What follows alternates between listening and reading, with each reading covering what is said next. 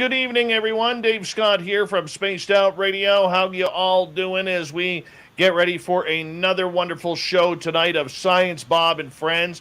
Soon we'll bring in Dr. Bob McGuire, otherwise known as Science Bob. Mark Sims is here. We are just waiting on Daniel Sheehan to join us as well for an impeccable show tonight. And there is even benefit for you guys coming on in. We will get to that momentarily. Before we bring in our guests, let's say hello to everyone in the chat room. Jay Foxhunter in the gold medal position tonight. Smokin' Joe takes home his first silver. Todd Purdon with a beautiful bronze medal tonight. It's his first medal coming into the chat room. Good for you, Todd. The gorgeous Cosmic Floor, race fan, Andrew, ufologist. How you guys doing? SJ, what's going on? The lovely Jennifer Lane has returned. Paul Holland, good to see you. Gorgeous Aussie Ange, thanks for coming on out. The Philip Matlock is here, everyone. The Philip Matlock. He'll be signing autographs after the show, so line up to the left of the studio if you don't mind, to the left of the studio. Luscious Jules is here. She'll be signing autographs after the show. Line up to the right of the studio for Jules. No eye contact. She doesn't like eye contact. All right, moving on here, everyone. Michael Smith, thank you so much for kicking off the Super Chat tonight. Really do appreciate it, my friend, and your support of Spaced Out Radio. The Super Chat is a great way to support what we do on this show on a nightly basis because we are continually growing and kicking butt here, and it's all thanks to you. Nicholas Tapolansky, welcome to Spaced Out Radio's channel. We appreciate you coming on in. And Ed Clater's here, everyone. The Ed Clater. Thank you for the Super Chat, Ed. Really appreciate your continued support of this show. That is absolutely awesome. Hi, John Swan. Sonny Sloan, how are you? Welcome to the chat room. Yes, I did get your message on Instagram, and I always try to respond. I apologize it took me so long. Jeff Steve Perry, sing "Oh Sherry" for us, if you don't mind, or "Don't Stop Believing." We'd appreciate it. There she is. Nope, we've already said Jules. Stewpot, nice to have you here. Thank you for coming in. The gorgeous Helena, nice to have you back. Hi, Ed Parnell. K-Knight, welcome to our channel for the first time. Thank you for joining us. Jeffrey DeRuin, appreciate you. John Jackson, welcome to SOR Chat. Thank you for joining us as we continue on, scrolling on down. And who else do we got here? Chad Smith is here. Yes, I am Chad Smith. Chad Smith isn't Chad Smith. I am Chad Smith. All right, continuing the roll call here. Mama Susan, good to see you. And Grandpa Holland, nice to have you back. And Ben from UFO Garage, if you haven't signed up for the UFO Garage YouTube channel, you are missing on out. So make sure you get over there after the show and hit that subscribe button and ring that bell for Ben and Joe. You will be 100% entertained. And if you're not wanting to pull Joe's beard afterwards, you're definitely missing out. Rhode Island Truth Seeker, welcome to our channel. Thank you for joining us. And Travis DeLuca, good to see you. Ross Lambda, thanks for coming on in. Appreciate you. Snakes on a UFO, good to see you, my friend. John Ballerman, thanks for coming on in. Appreciate you. Vincent Proto, he has done all of our new thumbnails for Facebook and social media. We really appreciate that, Vincent. Really, really appreciate it. Absolutely amazing. Sasquatch, good to see you, man. Thanks for coming on in. High open-minded clarity. Bigfoot Rob. I will be on Bigfoot Rob's show 10 a.m. tomorrow Pacific on Brunch with Bigfoot on YouTube.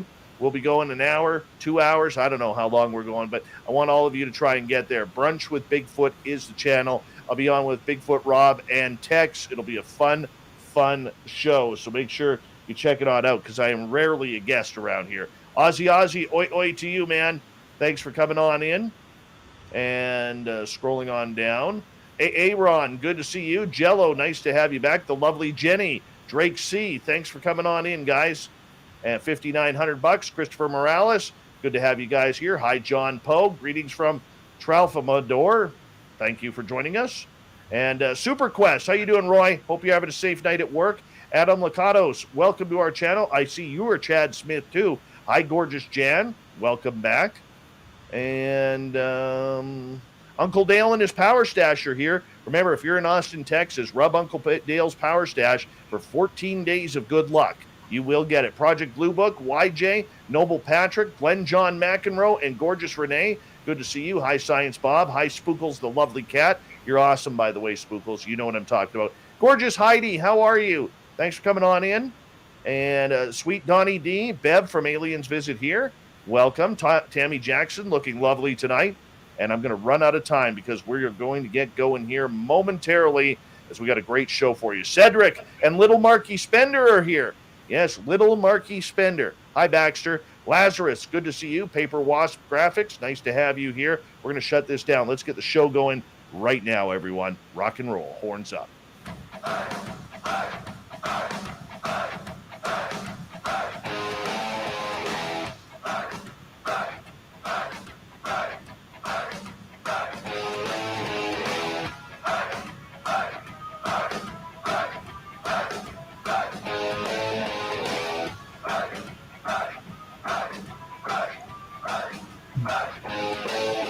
From the mountains of central British Columbia to you listening around the world, this, my friends, is Spaced Out Radio. I am your host, Dave Scott, sitting in the captain's chair of SOR headquarters.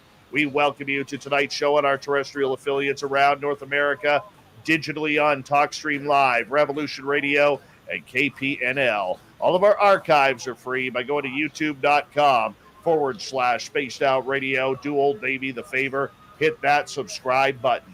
You can follow us on Twitter at Spaced Out Radio and on Instagram at Spaced Out Radio Show. Our website is spacedoutradio.com, where we have a plethora of features for you, including rocking out to Bumblefoot and reading up on Captain Shirk's SOR Newswire. Tonight's show is brought to you by Chive Charities. Help make the world 10% happier by visiting Chive Charities today. You can find them on our website. Tonight, it is another edition of Science Bob and Friends, where we bring in Dr. Bob McGuire, formerly of Virginia Tech University, and every alphabet agency under the sun, as we get ready for a great night. Mark Sims is here with us. He's got a great conference coming up called Making Contact. Go to their website, makingcontact.com. You can use promo code DaveSaved100, DaveSaved100. And I'm telling you, you're going to get one hell of a deal for one hell of a conference there. And I will put the website up on our YouTube channel and the promo code as well. I'll be reminding you of it all night long. But this is a power show. This is a great show. Now, many of you will recognize we had Mark on just a few weeks ago talking about his incredible extraterrestrial experiences. But tonight, it's all different. It's all about trying to make contact. What do we got to do to bring in them aliens? Science Bob, good to have you back. Oh, Dave, is happy to be here with you and Mark. It's I look forward to the second Wednesday of every month so we can have some woo and have some fun. Well, we don't get much woo with you because you wear that science badge pretty tightly. Well, I've experienced a little woo, as you know, but I do like to hold the science badge pretty close. Definitely. And why don't you take the time, Bob, to introduce Mark? Okay, Mark Sims has exploded onto our community after having a long and very successful business career. And so, Mark, look, a lot of people don't know a lot of that backstory, but given that we attract a lot of science and business and kind of tech people, please tell us about growing up in Michigan and starting Netrex. Yeah, my first company was Netrex, and I started that in 1992 after working for Sun Microsystems from 1986 until 92. Before that, I was living and I was raised in Michigan in the Midwest. I went to college and got a degree in computer-aided design from Eastern Michigan University, and then went on to go to Harvard Business School, and I'm alumni from the business school, and then started my first company, Netrex, in 1992. And that was an internet security company back in the time when the internet was just becoming a commercial platform for data communication. So I really was lucky to be in the right place at the right time. And one of the unique things that I happened to be skilled in was helping businesses connect to the internet securely before there were commercial firewalls. And so in Detroit, Michigan, where I was working at the time, all these automotive industry tier 1, tier 2, and tier 3 companies that do business with each other and exchange large CAD files between each other saw the internet as a way to quickly and easily send large files between each other. and also email was another real compelling application that they wanted. So email and file transfer were the two compelling applications for the early internet. This is before the web and before other things that we have today. So I would help companies connect their engineering networks initially, and then their entire business networks, computer networks that is, to the internet securely using public domain software that I knew how to compile and configure.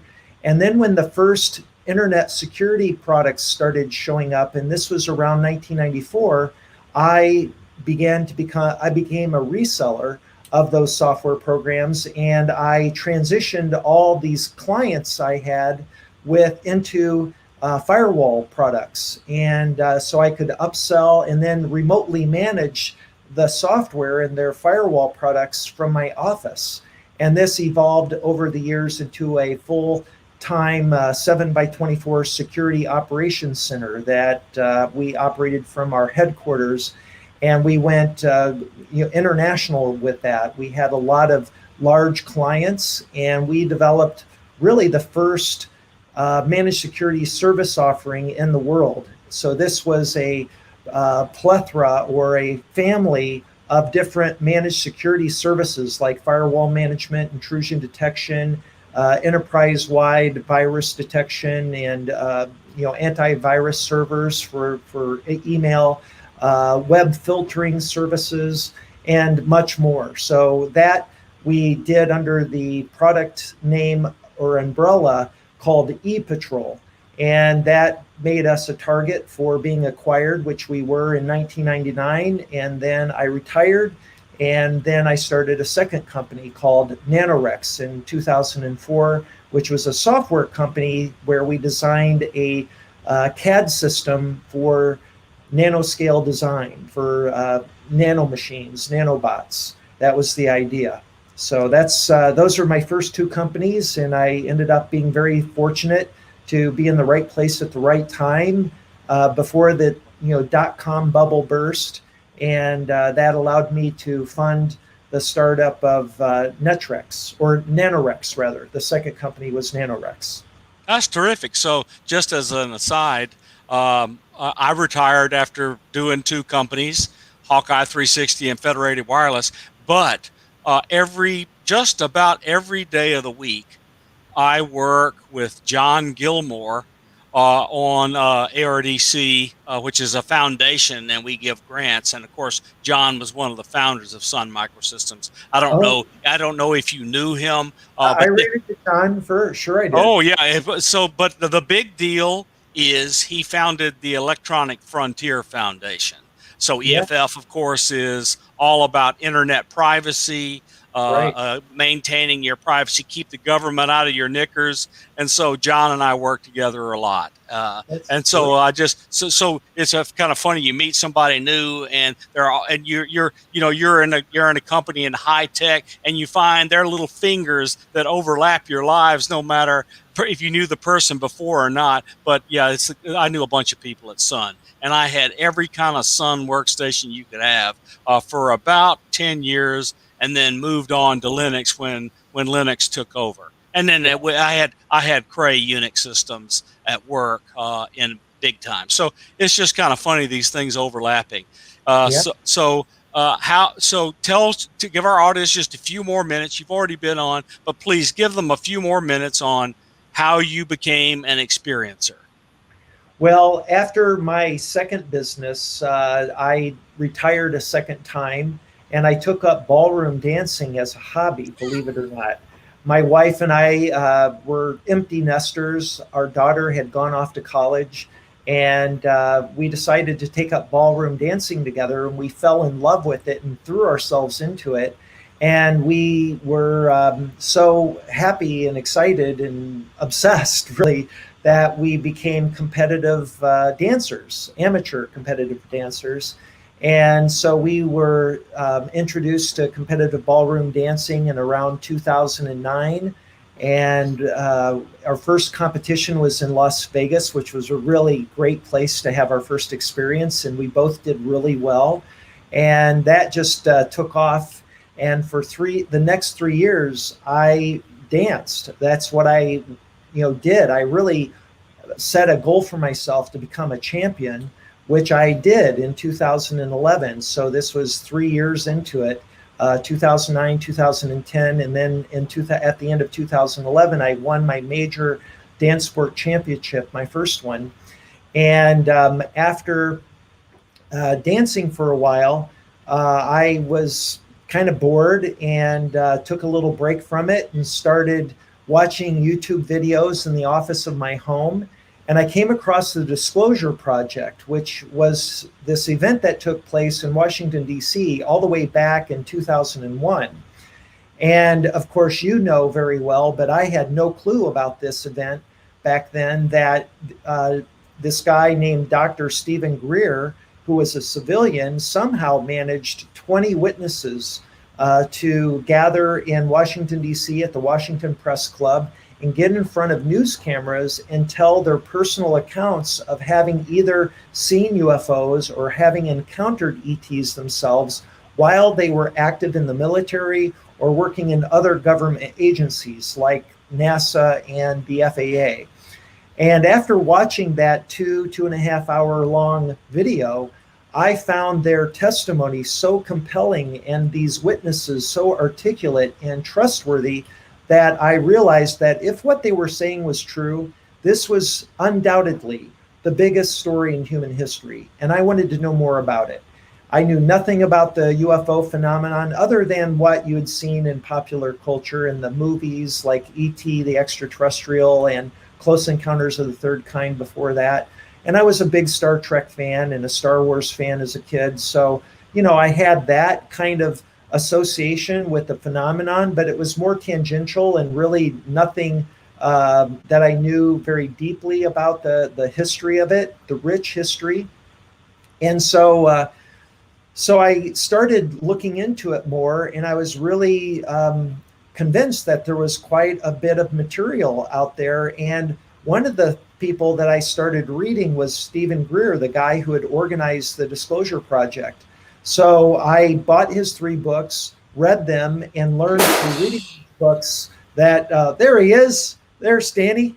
Finally did it, you guys. Yeah. Well, Danny has had a big day today. This is a guy who is never staying still, And we're just so lucky to have you, Danny. Thanks for coming. And I'm going to continue sharing my story, and then we'll let you chime in. So I got these 3 books. I read them. Through the 3 books, among other things, I learned that Greer had organized these events that he did at various times of the year called CE5 Ambassador Trainings, where he would teach people a meditative practice that he claimed could initiate contact with extraterrestrials. And I, being a skeptic, at first thought this was, very unlikely. And I was, a real cynic initially. But after I started learning more about him and hearing about people who had been to his events and claimed to have made contact or seen ships for the first time in their life, I decided that I wanted to join one of his events, one of his retreats. So in 2012, in November actually of 2012, I signed up for a 6-day retreat, and this took place in Borrego Springs, California. So I flew from Detroit to San Diego, rented a car, drove about 2 hours up to the Anza Borrego Desert, where this small town, Borrego Springs, is located. And over this 6-day period, we would go out in the desert at night, about 8 p.m. to about 1 in the morning, meditating. And there were 25 of us. And on the 5th evening of this 6-day event, we saw the ship materialize above us. And it was what I imagined, or I thought initially, was a craft, and it very well could have been, but it was not the kind of craft that you typically hear reported about. This thing was a elliptical shaped craft. And what I'd like to do is very quickly just share with your viewers what that looked like, because let's see here. I'm going to share. Absolutely, Mark. I just want to remind you, too, that this is going out not only on YouTube, but our terrestrial radio stations as well. So I just want to make sure that we describe it well enough for our YouTube people to be able to, or pardon me, our radio people to be able to hear it as well. Great. So for the people that are watching, what you're seeing is this object that materialized out of thin air above our group. And it was something that I recognized immediately because I had read Buckminster Fuller, and he was well known for something called the geodesic dome that has become now ubiquitous, or in festivals and in camping and so on. And this was a elliptical version of a geodesic sphere, and it's made up, as you can see, of these triangular facets that are defined by these lighter edges. And then around this egg-shaped object was a very well-defined corona or halo of that was green, and the object itself was illuminated from within by what you could only call a divine light. It was just such a pure, beautiful light. It was otherworldly. And you have to see it with your own eyes to have appreciated how beautiful this object was. But it was only visible for about 4 seconds. And I'm going to stop sharing here and come back. And so after about 4 seconds of it being visible, it was moving and gradually coming down to the ground. And as it had approached the desert floor, it dematerialized. But when I saw that dematerialize, I was really left with an answer to this burning question that I had come to answer, and that was, are they real? I wanted to see something that was undeniable, that would convince me that they are indeed here. And when I saw that, it left no doubt in my mind that we are being visited by some extraterrestrial intelligence, and that it's now obvious to me at that point that they are aloof and reclusive, that the government isn't keeping this a secret from us as much as they are. And so I had lots of additional questions now that I was over that initial hump that they are real and that they're here. And so I went back that night to my hotel room after we ended our group meditation, and I couldn't fall asleep. And then I decided, after not sleeping and ruminating about all these additional questions, like where are they from and what is their relationship to us and why are they so reclusive and what's their agenda, I decided to sit up in my bed in my hotel room and do this meditation that I'd been learning through Greer. And after about 5 minutes of meditating, I started having this visceral experience in my third eye where this light blue light began swirling, and then it coalesced into a well-defined bright sphere, and then these rings of light came into it from the periphery of my vision. And after a minute of that going, that stopped, and then this sphere began morphing into a humanoid shape. And I opened my eyes after a few minutes because this humanoid glowing image was just standing in my mind's eye for about 5 or 6 minutes. I finally decided to open my eyes, and standing at the end of my bed was this light being, what was clearly a being that was non-physical, made of light or energy, or maybe a hologram, I wasn't sure. But I had prepared myself for this, so I wasn't freaked out by it. I really wanted to have this face-to-face contact experience. I was just very surprised that it worked. And so standing at the end of my bed was this being. Again, I'm going to share my screen real quick so that people can see the illustration I made of what I saw. And here it is. This is the. So what you're seeing on the left is a pencil sketch I did years ago of this being, and what you're seeing on the right was a Photoshop or a computer illustration that I personally drew years after this event. And you can see clearly in the drawing on the right, the computer drawing, that this is a non-physical being. It was scintillating, it was glowing.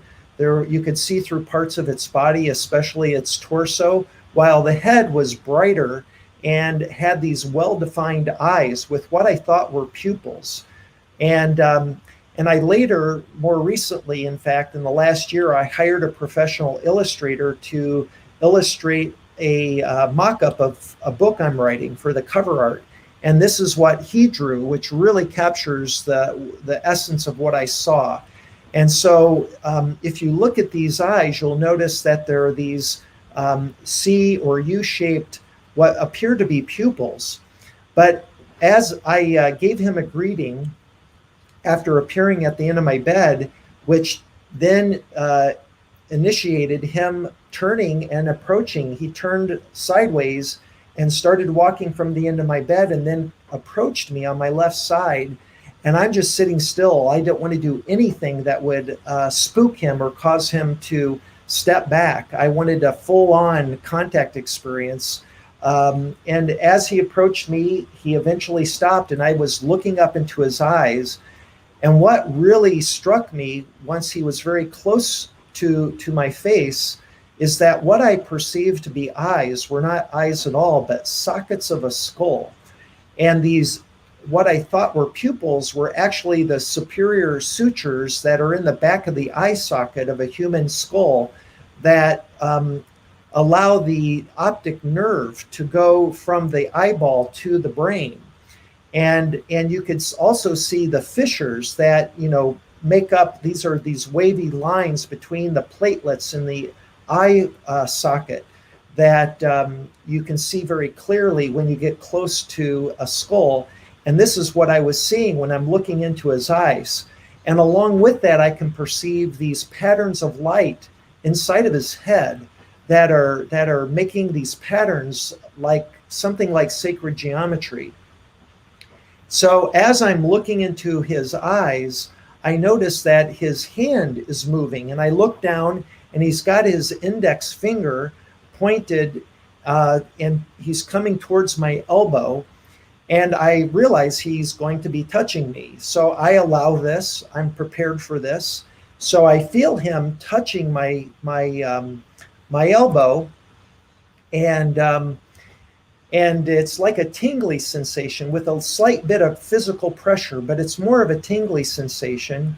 And then after about 2 seconds, he continues to push his finger into my elbow, and I can feel his finger penetrating my elbow because it's tingling inside my elbow. And then he's continuing to push his finger through the left torso and through my back, and his forearm is following his hand. And I'm feeling this whole penetration in my body, and where he's penetrating, I'm feeling more and more tingly sensation. And then his arm is starting to go through my right side when suddenly I feel his shoulder connecting with my left shoulder. And that was something I wasn't anticipating. I wasn't anticipating any of this, but my shoulder suddenly getting this sharp tingly sensation or intense tingly sensation caused me to want to jump up. This fight or flight response had kicked in, and it took all of my willpower to force myself to sit still. And I allowed him to continue to enter my body until he completely submerged himself inside of me. And I'm tingling all over. It was really something. And then, so Mark, we're going to have to continue when we get back from our break tonight on Spaced Out Radio, Science Bob and Friends. Mark Sims, Daniel Sheehan, makingcontact.com. Big conference coming up. We're going to get into that following up here on Science Bob and Friends on Spaced Out Radio. all right. All right. Hey, space travelers. Let's turn that down. All right. That's a good solid first half hour right there. That was a great half hour. Hey, Danny, glad you made it. Oh, we got Danny on mute. A whole bunch of I had to download a whole bunch of Google Chrome and other things to get on here, but I'm here. Oh, good. Okay. Sorry, it was a lot of trouble. No, it's all right. I just couldn't figure out what was going on here. I'll give you the one when we come back and you finish. I'll give you the 1 minute version of how I had my first experience as an older man and how it broke open all my childhood memories. Wow. Wow. Okay. Yeah, Oh, I'd love yeah. to hear it, Bob. Oh, yeah, it's pretty amazing. Bob's got aliens. Oh, All I right. definitely have aliens. That's wonderful. I love it. Orbs in my front yard. Oh, yeah. Wow. My wife miraculously healed from a stroke. All signs of the lesion in her brain gone. Wow. Yeah. You know what? One of the great surprises and joys, frankly, of meeting people like you, Bob, who've had experiences and are willing to share them, are these healing experiences, and it's just so fascinating to me too how their life led up to this spiritual or some kind of awakening. I call it the spiritual awakening or the Kundalini awakening, all sorts of words for it, but it's more and more common with people, and it seems that people are becoming more comfortable sharing these stories, and it's so important to do this. Well, the trigger was all the announcements of in 2017 and 18, and I had heard about it coming. I'll tell you the story. I'll make it quick because this is about you guys, not about me, but I want to share. All right. Well, I'm going to just really quickly go grab a drink. There you go. How much time do we have left? We have about 3 minutes. Okay, that's plenty of time. I'll be right back. All right, Danny, we'll go. I got you on mute because there's a lot of background noise there. Okay. But if you got to get a drink or anything, you go right ahead. That's a nice mirror right there. Oh, it's beautiful. Oh, what's he watching there? Let's see if we can zoom in. News. It's the news. Looks like Rachel Maddow. Of course it is. He's a Democrat. Remember, he was on Jimmy Carter's staff. I've been a fanboy since he was with Jimmy Carter. You are a fanboy because of his hair, like I am. Oh, his hair is gorgeous, and of course, I don't have any.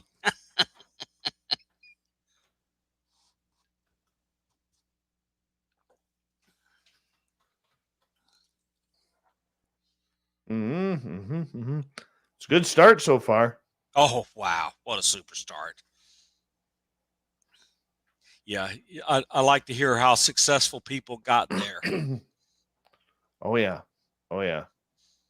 And when successful people or, scientists or whatever come on and tell, hey, look, we're having these experiences, it frees people.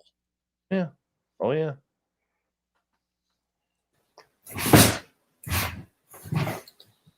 Scared the daylights out of me there for a second.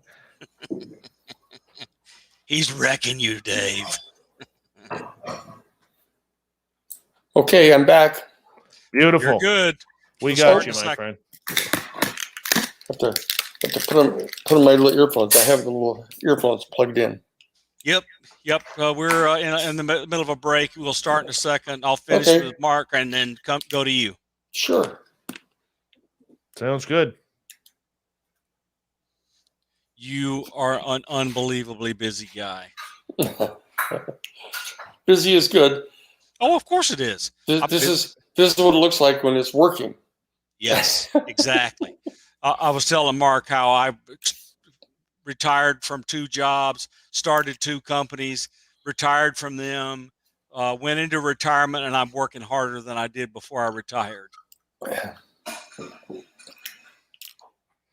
All right. We have about 45 seconds. I want to say a big thank you to Jeremy, to Chad, Smith, Patrick, Lori, Ed, and Michael for the super chats tonight. And if you're interested in this conference, guys, go to makingcontact.com. Use promo code DaveSave100, and you'll be able to get a break on the price there. And real thankful to Making Contact for giving our audience a promo code to use, to save you guys some money. We really do appreciate everyone at Making Contact for helping us out, especially Mark and Daniel. And we're going to get going here with the second half hour of the show coming up here in about 5 seconds. So sit back, relax, and we're going to get this thing going.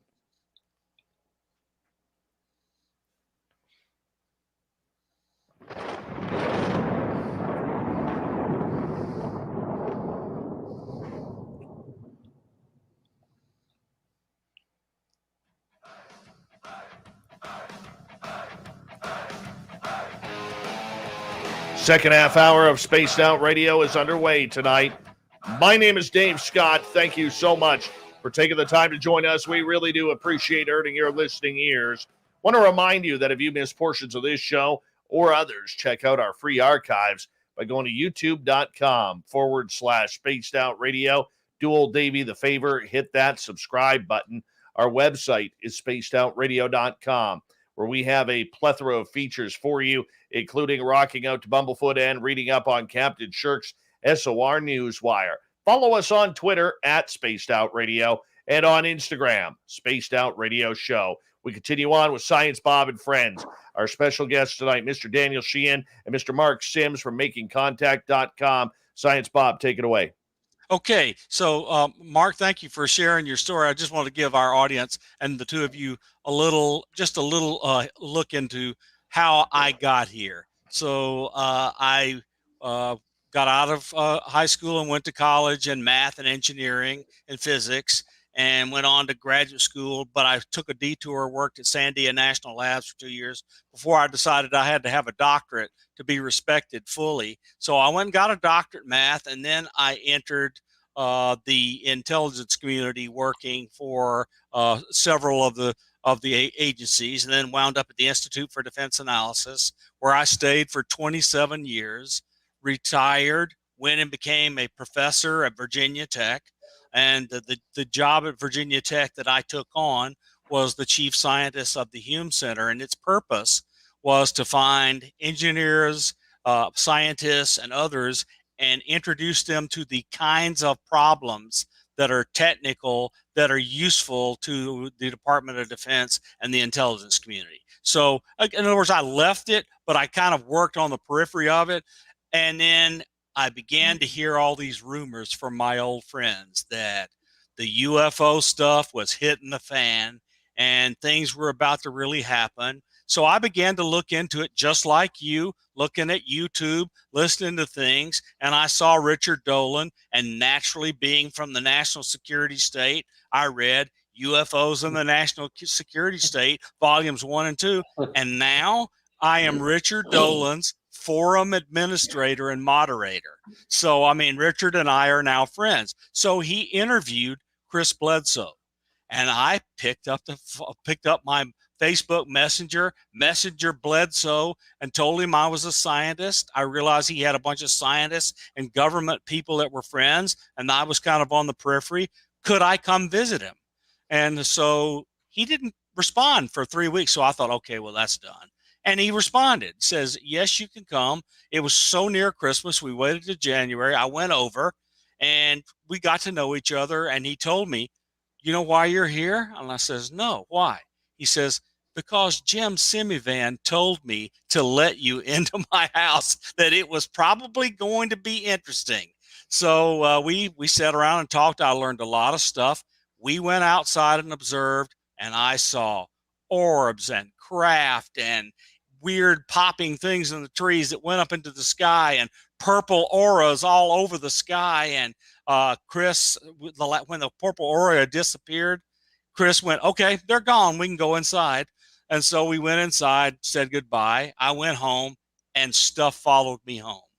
And with apports and other things, and my wife experienced a miraculous healing. I picked up the phone. I called Chris, and I said, okay, Chris, I'm going to help you do all sorts of things, and that we're continuing that. COVID has gotten in the way, but we're going to pick it back up shortly. But now I have experiences regularly, weird ones with Dave, weird ones at home, and I've just learned to live with it. So we're going to segue for just a little bit and go from the woo to the lawyers. Danny Sheehan, if anybody needs to be introduced to Danny Sheehan, you have not been paying attention. I've known who Danny was since he was in the Carter administration, and I cast my second vote for president for Jimmy Carter. So Danny's been doing, and he has been one of the leading attorneys in the public square for decades. He's just the most impressive legal public square lawyer that I know of. I mean, there may be some equal, but I don't know of any. But in this community, He was the lawyer for the Disclosure Project, helping Stephen Greer. And now Danny is advising Lou Elizondo and helping him plow his way through interactions with the Inspector General at the Department of Defense after Elizondo has not been treated so well by his former colleagues. Danny, welcome to the show, and tell us what's going on. Well, lots of stuff is going on. The event of the day is the filing of the report back on June 15th by the Defense Department under the auspices of the Director of National Intelligence to the Senate Intelligence Committee on the UFO or unidentified aerial phenomenon in this short 9-page report that was made public, only 6 pages of which have anything basically, is just the cover story, as it were, for a 400-page classified annex that has been given to the Senate Intelligence Committee. The members of the Senate Intelligence Committee have that now that they have passed the infrastructure, the 2 major infrastructure bills, and have retired for the summer. They've got the 400-page classified annex, of which they're studying now, in trying to make a determination as to what type of a follow-up the Senate Intelligence Committee might do, depending upon what's in that annex. The short 6 pages of substance that were made public at first struck everyone, including myself, as being basically like a nothing burger, because we were all sort of expecting it to say something. But when you really stop to look at it, what they were doing is they were acknowledging the Defense Department and the National Director of Intelligence were acknowledging that UFOs are real in a real official way. There have been statements that have been made by the Defense Department, have been published by the New York Times, etc. But this was an actual official report being filed with the Senate Intelligence Committee, informing the United States Congress and the American people that UFOs are real. And they pointed out that they had it surrounded by a lot of caveats, saying, well, we've only really looked into 144 cases. In 143 of them, we can't put in any one of these different boxes that we have here of thinking, well, maybe there's some super secret technology that our United States government has developed. No, they said they haven't been able to determine that. They aren't Chinese. They aren't Russian. They're not a flock of birds, being mistaken. They're not, swamp gas. They went through these things saying, therefore, we really don't know what they are. But the important fact was that Lou Elizondo, who had been in charge of the secret Pentagon study of the UFO phenomenon for a total of 10 years. 2 years he was the chief of security for the project, and then for 8 years he was the director of it. He went public. He quit in frustration, in protest, basically, over the fact that they were lying to him. The Defense Department was not being told about things about the UFOs. Doors were being slammed in their face. And so he quit and brought the well-known 3 of the videos that were taken through the F-18 gun cameras of the UFOs and released them to the New York Times. And very importantly, the New York Times decided to publish it. That's an event in itself. As many of you know, I was legal counsel for the New York Times when I got the call. I got the call from Jim Goodell, the general counsel for the New York Times, when they got the 47 volumes of top secret classified documents known as the Pentagon Papers. And so I was the one that got the call at the office. We're the ones that represented the New York Times to get those made public. And so I see these 400 pages of the classified annex as being analogous to the Pentagon Papers.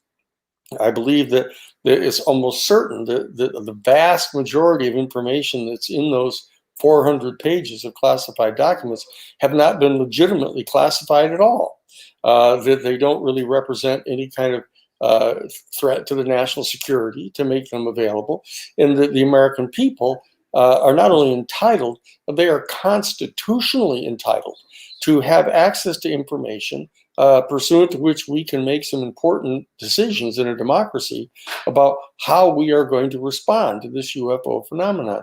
That if in fact it's true, what they're saying is that at least the vast majority of these confirmed sightings are not some super secret technology of ours. Some may be. People may have mistaken some of the super secret stuff that we've got for a UFO. But they've said that, look, that's not the case here.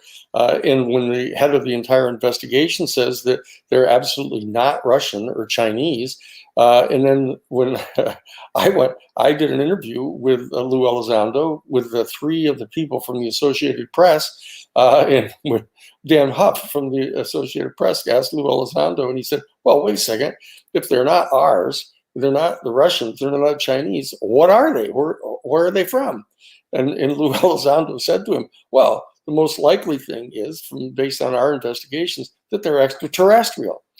And now that puts us in a different place. When you have the head of the secret study of the United States Pentagon telling the Associated Press that these are not ours, they're not Russian, they're not Chinese, and the likelihood is they're extraterrestrial, the time has arrived for us to start to begin a discussion among our citizenry as to what are the implications of this?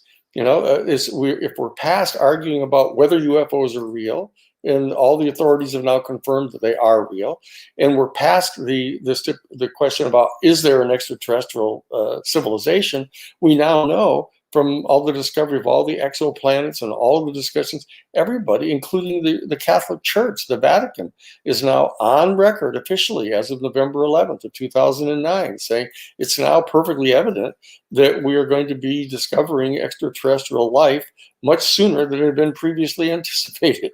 And so the time has arrived for the citizenry to undertake a very serious conversation about the philosophical and theological questions that are posed to us as a human family about the existence of such an extraterrestrial civilization. And that's what we're doing. This discussion that we're going to be convening between the 18th of August and the 22nd of August, coming up here just in another 1 week, is to have that conversation, to get past this discussion of are there such a thing as UFOs? Are they real? Is there such a thing as an extraterrestrial civilization? Is there such a thing?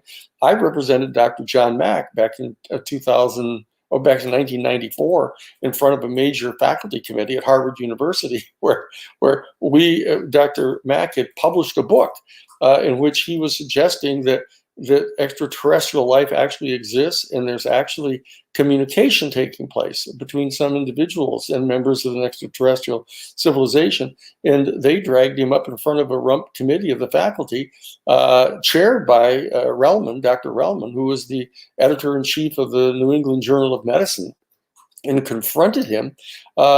And when I, as John's lawyer, John Mack's lawyer, I said, wait a second, what is this thing? What is this panel that you guys have gathered together here anyhow? It's certainly not an AAUP panel. It's anything approved by the American Association of University Professors. And Dr. Relman said, well, when Dr. Mack published the book, the dean of the medical school, who's here sitting on this tribunal with us, started receiving lots of telephone calls asking him questions that he didn't quite know how to answer. And so he decided he was going to have a conversation with Dr. Mack. And as long as he's going to be having a conversation with him, we ought to have some of the other faculty members here. So I asked him, I said, look, whatever the nature of the hearing process is either one of the two following fact questions going to be at issue in this hearing. Number one, whether or not the extraterrestrial intelligence actually exists. And secondly, whether at least some of these confirmed sightings of UFOs might possibly be a vehicle from an extraterrestrial civilization. And Dr. Relman said, well, absolutely those two questions are at issue here. And it's absolutely ridiculous to think that either one of those things is true. And he just said that. And this is Harvard University. I graduated from Harvard College. I graduated from Harvard Law School. I did my master's work at the Harvard Divinity School. And here I am sitting there saying, how can Harvard University say something as ridiculous as that? This needs to be looked into. We need to have a serious conversation among our people, including our universities, including our scientists, including our public officials, but most importantly, including our citizens, to have a conversation about what does this mean now? Now that we've gotten over whether they exist and whether there's an extraterrestrial civilization, the questions are, what does that mean to us? What are the implications if we not only realize now since Copernicus that we're not physically located in the center of the entire universe, and the whole universe circulates around us. Now we have to realize that we're not even at the apex of the pyramid of all sentient life in the universe. Now what? Now how are we going to cope with that? What is the psychological impact on us? What's the philosophical impact? What's the theological impact? What are the public policy questions that we have to ask? What kind of laws are going to have to be changed? What kind of diplomatic relations are we going to have with these people? What type of trade, if any kind, are we going to have with them? Are we going to accept whatever technology they happen to offer to us? Are we going to find ourselves in a condition where we become completely dependent upon them? For some new wave of technology, and that we become like a colony, like some tiny tribe that's been discovered on a desert island somewhere, in the 1960s, that didn't even know the rest of the world was there, and within a matter of months, their entire culture just collapses. That we need to start coming to grips with this. We can't just sit around and wait for government officials to tell us. I mean, the government officials have been working on this thing for the past 75 years, ever since Roswell. I mean, everybody with a political IQ above room temperature knows that Roswell happened. Anybody who reads books knows that it happened. And the United States government has been concealing this from us all this time. So we can't continue to rely exclusively on the government officials to tell us this, because 99% of the government officials don't know anything about it either, because they've been closed out. The fact is that 99% of the people in the military don't know about this. What kind of a constitutional government is that? To have some sort of elite, tiny 1% of the people, know about this, know what the technology is, know where these things come from, probably, and are concealing it from us for their own personal private benefit. To have power over us. The time has come to break through this thing and not keep on pleading with them to try to tell us what the answers are to this thing, but to find them out ourselves. To have these discussions among ourselves, to undertake the CE5 protocol, to reach out to try to communicate with the beings from this other civilization, to establish diplomatic relations with them, but at the same time, be not totally naive. Not just say, hey, you all come here, come on and bring us all your technology, and we'll tell you everything about ourselves, and you share all your family secrets. That's not the way to do this. We have to have an intelligent conversation among ourselves about how we're going to approach this and how we're going to deal with this phenomenon and with this extraterrestrial civilization. The time has come. Big surprise, gang. After all this time saying, I wonder when this is going to happen. I wonder if we're ever going to get in our lifetimes to a point where we actually have to answer these questions. Well, the answer is yes. And the conversation is going to be starting on the 18th of August. We're going to be bringing in people to discuss the philosophical implications, the theological implications, the psychological implications, and more importantly, the public policy questions that we need to ask and answer as citizens in a democracy as to what to do about this. Daniel, what needs to be asked? What questions are we missing? I know as a part of the media, I could see where the media is missing a plethora of questions. But for you on this standpoint, looking into Washington, D.C., what questions are we missing? Well, one of the most important questions is should we accept any of the offers that are made by an extraterrestrial civilization to provide some sort of extraordinary technology to us while we're still at this extremely low level of consciousness? The old Sufi saying, when a pickpocket meets a saint, all he sees are his pockets. And now we've got a whole element in our government that if you show them some kind of a new amazing technology, they'll spend all their time trying to figure out how to make a weapon out of it, so that they can lord it over the rest of the world, on behalf of our corporations who happen to pay for their elections. I mean, that we've got to be circumspect as a citizenry about this, that I certainly don't want to put that kind of technology into the hands of the people that are running our government right now. I mean, that all we're getting is a choice between, two different political parties that go through some sort of a process that most people don't even understand to pick out who the nominees are that they offer to us every 4 years. And everybody thinks that that's all they get to do. They get to pick one or the other of them. And they're not serving the best interests of the people at all. We all know that, or else you wouldn't have 0.1% of all the people in the country owning 85% of all the wealth. And you wouldn't have 10 million people a year starving to death on the planet. You wouldn't have people dying of diseases that we've known the cure for 100 years. You wouldn't have that if the governments were functioning responsibly and effectively and compassionately. So the bottom line is, the first question that we really need to ask ourselves is, do we trust our own government officials to have access to this technology? Should we ask the civilization for that technology? Shouldn't we be more circumspect about this and really try to ask nuanced questions about how we're going to come to grips with this civilization and what the impact is going to be on us? Bob, your mic's on mute. About that. Danny, tell us just a little bit before we go to break about how is Lou doing, and how are your interactions with Lou and the Pentagon going, without divulging anything you should? Sure. No, it's fine. We're engaged. Lou and I are engaged in a very candid conversation with people in the Inspector General's office. They started out trying to stovepipe the different divisions of the Inspector General's office to talk to Lou.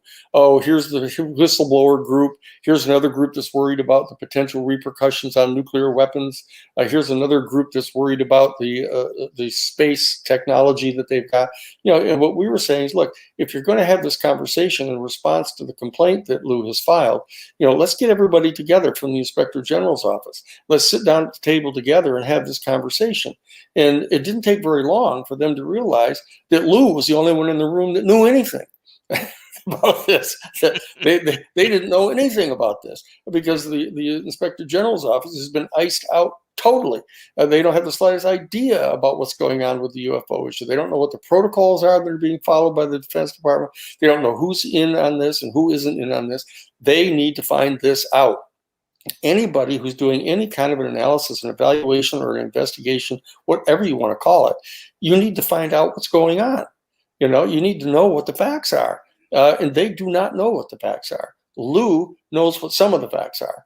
And so what we've been doing in these first conversations with these people is trying to communicate to them the facts that we know, that we think they don't know, so that they can begin to make a decision as to whether or not they're going to dare to challenge the 75-year-old protocol of don't ask. Don't ask about these things. If you push too hard on these things, your career is going to be over. Why is that? Why is that happening? What is it that they're hiding? Who is it that's hiding it? Who is it that's in charge of this information anyway? If they're not inside our government, this is unconstitutional. I've filed major lawsuits against organizations like that. That's what the off-the-shelf enterprise was about. Oliver North and all those people that were smuggling weapons to the Contras in complete violation of the orders of Congress. You cannot have this going on in a democracy. We need to know who's trying to control this information, and for what purpose are they doing that. We need to have that information, and the Inspector General's office has to have that information, and the Justice Department needs to have that information from a constitutional point of view. And the Senate Intelligence Committee has to have that information. That has to be. We're going to cut it right there for the time being, because hour number 1 of Science Bob and Friends is complete. Hour 2 with Science Bob McGuire, Daniel Sheehan, Mark Sims. We got makingcontact.com, and we're going to talk about that next on Spaced Out Radio.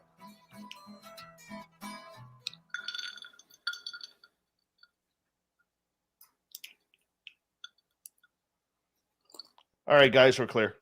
Okay, so when we come back, well, just take it away and start telling us about the show Mark and Danny, however you want to do it.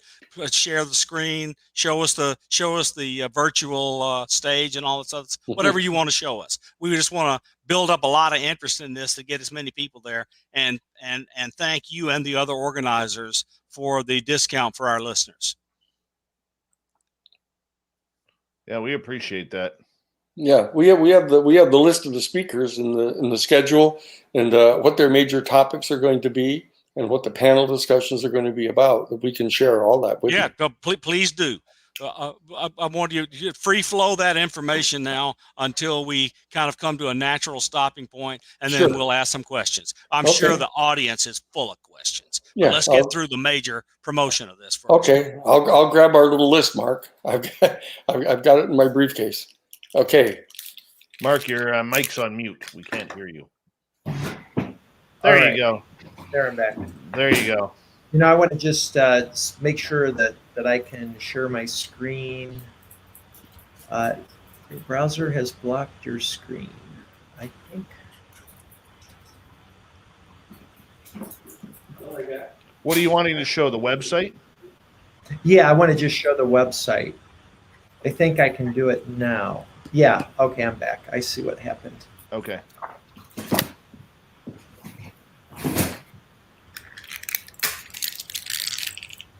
Yeah, StreamYard is pretty flexible, pretty point and click.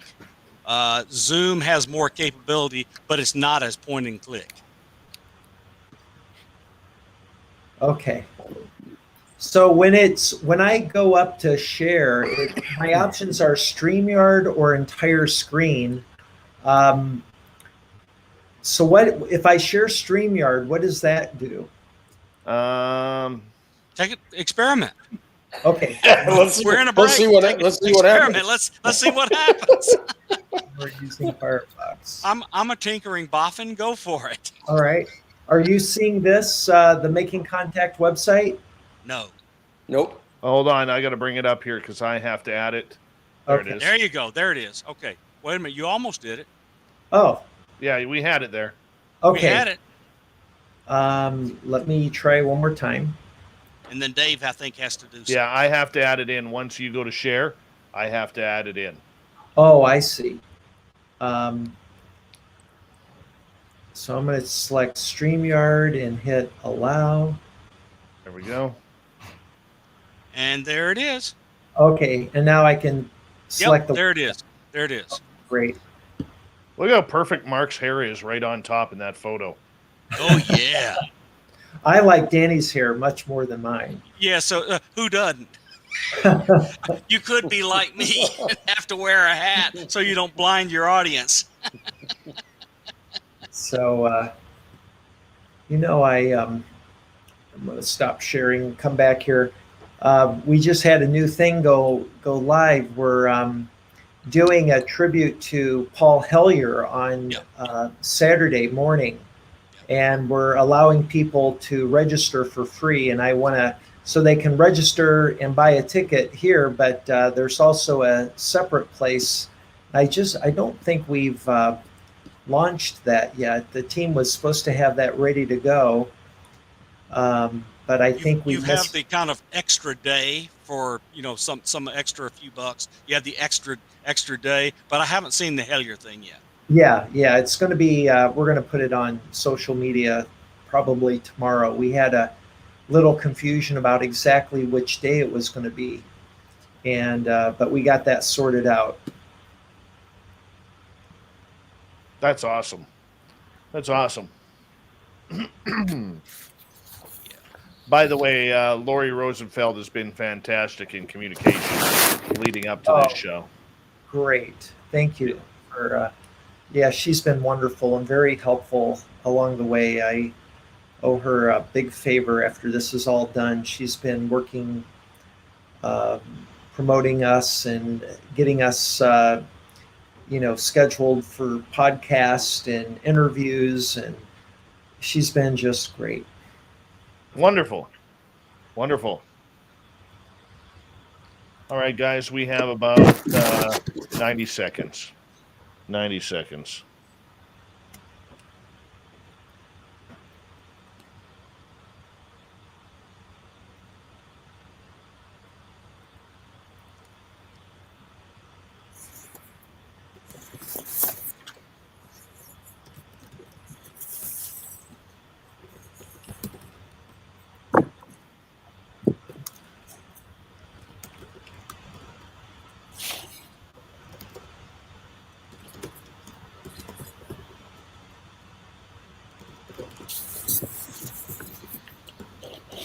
Want to say a big thank you to Double Tim, Jeremy, Chad, Patrick, Lori, Ed, and Michael for the awesome super chats tonight. It's a great way to support what we do on this show each and every night on Spaced Out Radio. So thank you so much. Thank you to all of our new listeners.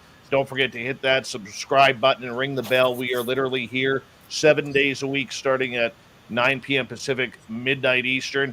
And I'm here Monday through Friday, Lynn Wallington, Saturday and Sunday.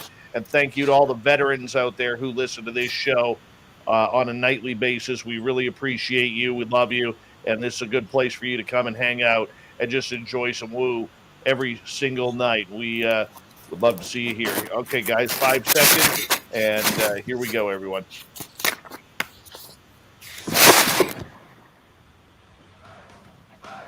You're listening to Spaced Out Radio with Dave Scott. Follow Dave on Twitter at Spaced Out Radio and on Facebook, Spaced Out Radio Show. Hour number 2 of Spaced Out Radio is now underway. My name is Dave Scott. Thank you so much for taking the time to join us. We really do appreciate earning your listening ears wherever you are on this beautiful planet we call Earth. We want to remind you that if you miss portions of this show or others, check out our free archives by going to youtube.com/Spaced Out Radio. Just do me the favor, hit that subscribe button. We want to say hello to everyone listening in on our terrestrial affiliates around North America and digitally on TalkStream Live, Revolution Radio, and KPNL. The Desert Clam has set the password for tonight in the SOR Space Travelers Club. Wasserman. Wasserman is your password. Use it wisely, Space Travelers, as a clam sets a password each and every night right here on Spaced Out Radio. Our website, spacedoutradio.com. We have a plethora of features for you, including rocking out to Bumblefoot and reading up on Captain Shirk's SOR Newswire. Follow us on Twitter at Spaced Out Radio and on Instagram, Spaced Out Radio Show. Once a month, we bring in Dr. Bob McGuire. We call him Science Bob around here, and Science Bob and Friends continues as our monthly feature. Tonight, we are focusing on Daniel Sheehan and Mark Sims, a new conference coming out called Making Contact, makingcontact.com. And if you want to check it on out, I'm going to tell you right now, little secret. Don't tell anybody, except if you're listening. Then you'll know. Use promo code DaveSave100. That's DaveSave100. They're going to give you a major deal in getting tickets for this 4 or 5 day event that is going to be happening. Science Bob, let's bring you back in. All right. So, look, Mark, you guys take it away and tell us anything you want for at least the next half hour about the Making Contact Conference. It's so exciting. Yeah, this is a really major event that Danny and I are co-producing. We have lined up the most impressive roster you could imagine, given the context of what's going on in the UFO UAP phenomenon and the interest that's been brought up.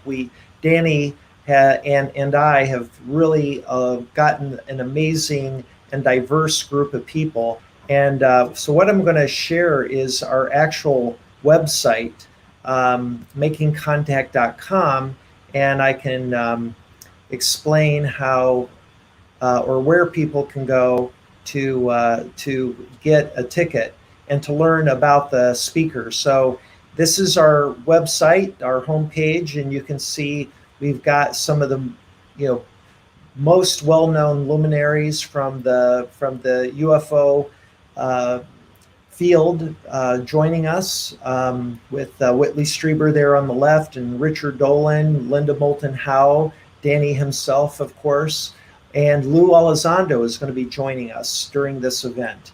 And then Ralph Lubenthal there is the journalist that broke the story back in 2017, the story that is of the Navy videos, and Lou Elizondo, who made those videos available to the press. And on the far right is Eric Weinstein, and Eric has become a good friend of Danny's, and he's a very well-known economist and a physicist. He's this amazingly smart individual who's a member of Mensa, and he has his own podcast called The Portal and a huge following. He's got a theory called geometric unity theory that he's proposing as the grand unifying theory between general relativity and quantum mechanics. And he's gotten such a large following because he's got such a compelling theory. Danny, why don't you share a little bit more about Eric and how you two know each other? Sure. Eric Weinstein is one of the preeminent kind of public intellectuals in the country right now. I had heard about him for a long time, and he had a show. It has a show that's called The Portal, and it's a podcast that he does. And he reached out to talk with me and invited me to come down to be on his show on April 9th earlier this year. And we talked live on his show for 5.5 hours about because he wanted to talk to me about a number of the cases that I had done in the past. And so we began to have this discussion, and I told him about how I was a co-founder of the Harvard Civil Rights Law Review back in 1968, how I had initiated the case at the Law Review that established the right of journalists to protect their confidential news sources that went all the way to the United States Supreme Court while I was still a law student, actually. And then I got recruited by the #1 corporate law firm in the country that represented NBC television news, which is with the person that I represented. And then I was there to receive the call for the Pentagon Papers. When the New York Times got access to the Pentagon Papers, they contacted me. Jim Goodell, the vice president and general counsel, called me because he knew that I had done the case that established the right of journalists to protect their confidential news sources. So I ended up then becoming one of the major lawyers for the New York Times and doing the Pentagon Papers. I was then recruited from that firm to go to F. Lee Bailey's office, where I served as one of at the office there when we represented James McCord, one of the Watergate burglars. He's the one that blew the whistle on Richard Nixon and the plumbers, writing a letter to Judge Sirica revealing what they were all doing there. I went from there back to Harvard Divinity School to study for my master's and PhD there in comparative social ethics after already having graduated from Harvard College and Harvard Law School, and began to do cases out of the Jesuit headquarters, one of which was the American Sanctuary Movement cases down on the Texas border, where we struck down as unconstitutional the efforts of the Reagan-Bush administration to keep people coming and from applying for political asylum from El Salvador and Guatemala, where the U.S. government was secretly financing death squads against basically anybody who read more than 2 books a year. And I got to do all of those cases. Then we did the Karyn Silkwood case. That shut down and stopped the construction of all private nuclear power plants in the country. We discovered who killed Karyn Silkwood and took the documents away from her. We made the movie about Silkwood with Meryl Streep and Cher, and we did all those movies. And then we did the Iran-Contra case. We basically found out that they were smuggling weapons to the Contras in violation of the Boland Amendment. We brought on the action under the Federal Criminal Racketeering Act that brought about the appointment of the special prosecutor. I was also legal counsel for the American Civil Liberties Union at Wounded Knee, representing Russell Means and Dennis Banks and the other people for ACLU.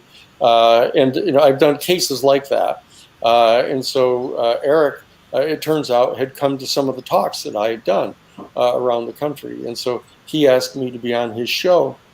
So we spent 5.5 hours talking about these cases. And when we completed that, we were planning to get together some other time in the near future. But it turns out a couple weeks later, someone called me about 11 o'clock at night and said, "Hey, we heard that you were on Eric's show. He's on Clubhouse right now, and he's talking about UFOs, and you might want to go on there." So I popped onto the Clubhouse, and Eric said, "Oh, here's Danny Sheehan. He's done some really interesting cases in the background. I wonder if he knows anything at all about UFOs." And so he asked me to, quote, come up onto the stage in the Clubhouse, and it turns out he didn't know. that I was legal counsel for the Disclosure Project back in 2001. He didn't know that I had been legal counsel in the Carter administration for a special study that was done by President Carter into UFOs and extraterrestrial life. He didn't know that I'd been the legal counsel for Dr. John Mack. He didn't know that that I was Lou Elizondo's lawyer, who was the guy that ran the secret study in the Pentagon. And so Eric became, I guess, thunderstruck, I guess is the term, about the fact that I knew all about this. And I talked with him for 5.5 hours about the cases I'd done, and I'd never talked about any of these cases. So he started becoming much more interested than he had ever been before in this issue of UFOs and the potential that they may be actually extraterrestrial in origin. So he started to be puzzled by why his friends, all this Mensa crowd of all these geniuses that were mathematicians and physicists and astrophysicists and everybody else that he knew personally, why is it they had not been recruited to look into the UFO phenomenon? Why is it that the government was keeping this completely secret, and the only people that were working on it were like engineers who were trying to back engineer the technology? Why is it that some of the greatest minds in our human family haven't been brought in on this and get to talk about this? So he became quite exercised about this failure on the part of the intellectual community to come to grips with this particular phenomenon. And he started to appreciate the profound questions that are raised, not only for physics of, how do these vehicles go 43,000 miles an hour right in our atmosphere when, 1/10 of that speed is going to burn something to a crisp, if anything that we know how to build. And how can they come from outer space and come in at 80,000 feet down, from 80,000 feet down to 50 feet above the ocean surface in less than 1 second, and then come to a complete stop, which would put 600 Gs of pressure onto the vehicle that would tear completely apart any vehicle that we've ever seen. And then they can go underwater and travel at over 200 miles an hour. How can this be going on? And the top scientists that he knows aren't involved in studying this stuff. Who's keeping the secret? What's going on here? So he's agreed to come on and be on the show to talk about what the implications are for our classic dominant worldview of scientific positivism and materialism. That what are the implications when there are vehicles that are obviously defying all of the basic laws of physics that we think we know about. And so he's going to be talking about this challenge to our fundamental worldview that's raised by the existence of these UFO phenomena and their potential extraterrestrial origin. We're going to bring on the other people. We're going to first, Mark and I are going to lay out on the first day, Wednesday morning of the 18th. We're going to lay out the entire schedule. We're going to talk to everybody about who the people are that are going to be coming on. Each of the 5 days, the first 4 days is going to have a separate theme. For example, the first day is going to be on the philosophical implications of the discovery of extraterrestrial life. The second day is going to be raising the theological questions about our place in the universe as a human species in light of this new discovery. The third day is going to be devoted to the psychological questions that are asked. I mean, it's pretty hard on people's psyche when they first come to realize that they're face to face with an extraterrestrial being. It's got a lot of press about it. What kind of effect that has on you.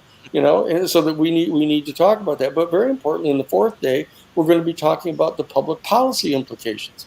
What are the kind of laws that need to be developed here about how we relate to the beings? What are the diplomatic relations we're going to have with them? What are the kind of economic relationships we're going to have with them? How do we apply to them our fundamental constitutional laws about human rights, etc.?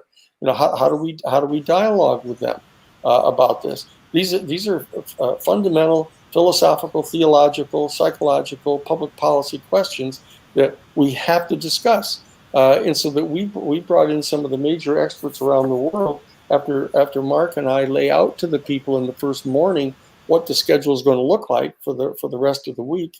Then what we do is we start the conversation, and we have right in that first day we have Eric Weinstein comes on to talk about the implications of this. Then Whitley Strieber is going to be there talking about what the psychological impact was on him when he had this direct experience. And then Mark is going to present the information that he started to share with us here tonight about what the fundamentally theological implications are of what the kind of download that he got from this experience with this extraterrestrial being, laying out the cartography of kind of ultimate reality in which our whole human species is playing. And so then we have a panel discussion among all of those people, so that I'm going to be moderating that panel, so that we can dig deeper into those opening statements and have them dialogue with each other in a very important way. We're going to go around and around in the circle, having each one of these A types that can talk for hours about this subject. Each one of them is only going to be talk for like 2 or 3 minutes, and then let the next person talk, and then let the next person talk.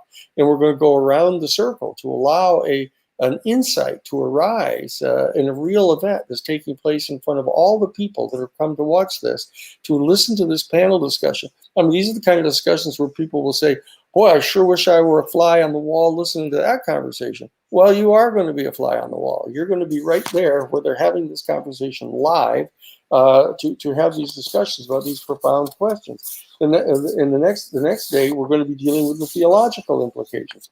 We're going to have Jeff Kripal is going to be there. Jeff Kripal is not only the head of the Department of Religion at Rice University in Texas, but he's also the chairman of the board of the Esalen Institute.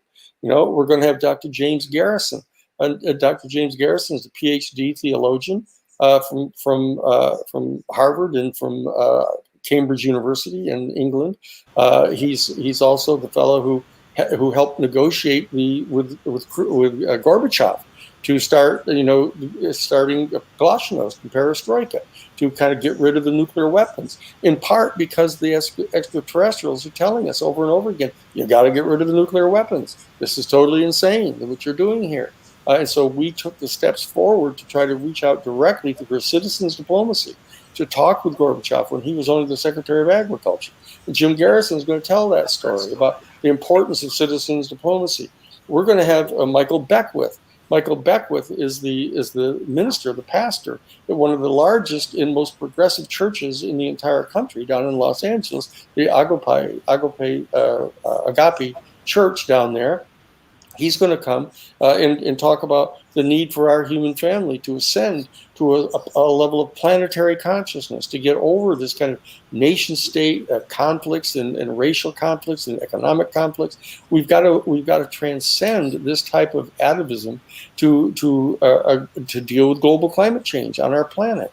We're going to have, and very important, we're going to have Marshall Summers. Marshall Summers is a man who has written numerous books talking about the UFO implications, and he very seldom ever agrees to participate in any kind of conferences at all. He writes books, but he's now going to come and participate in this. These are extraordinarily important people.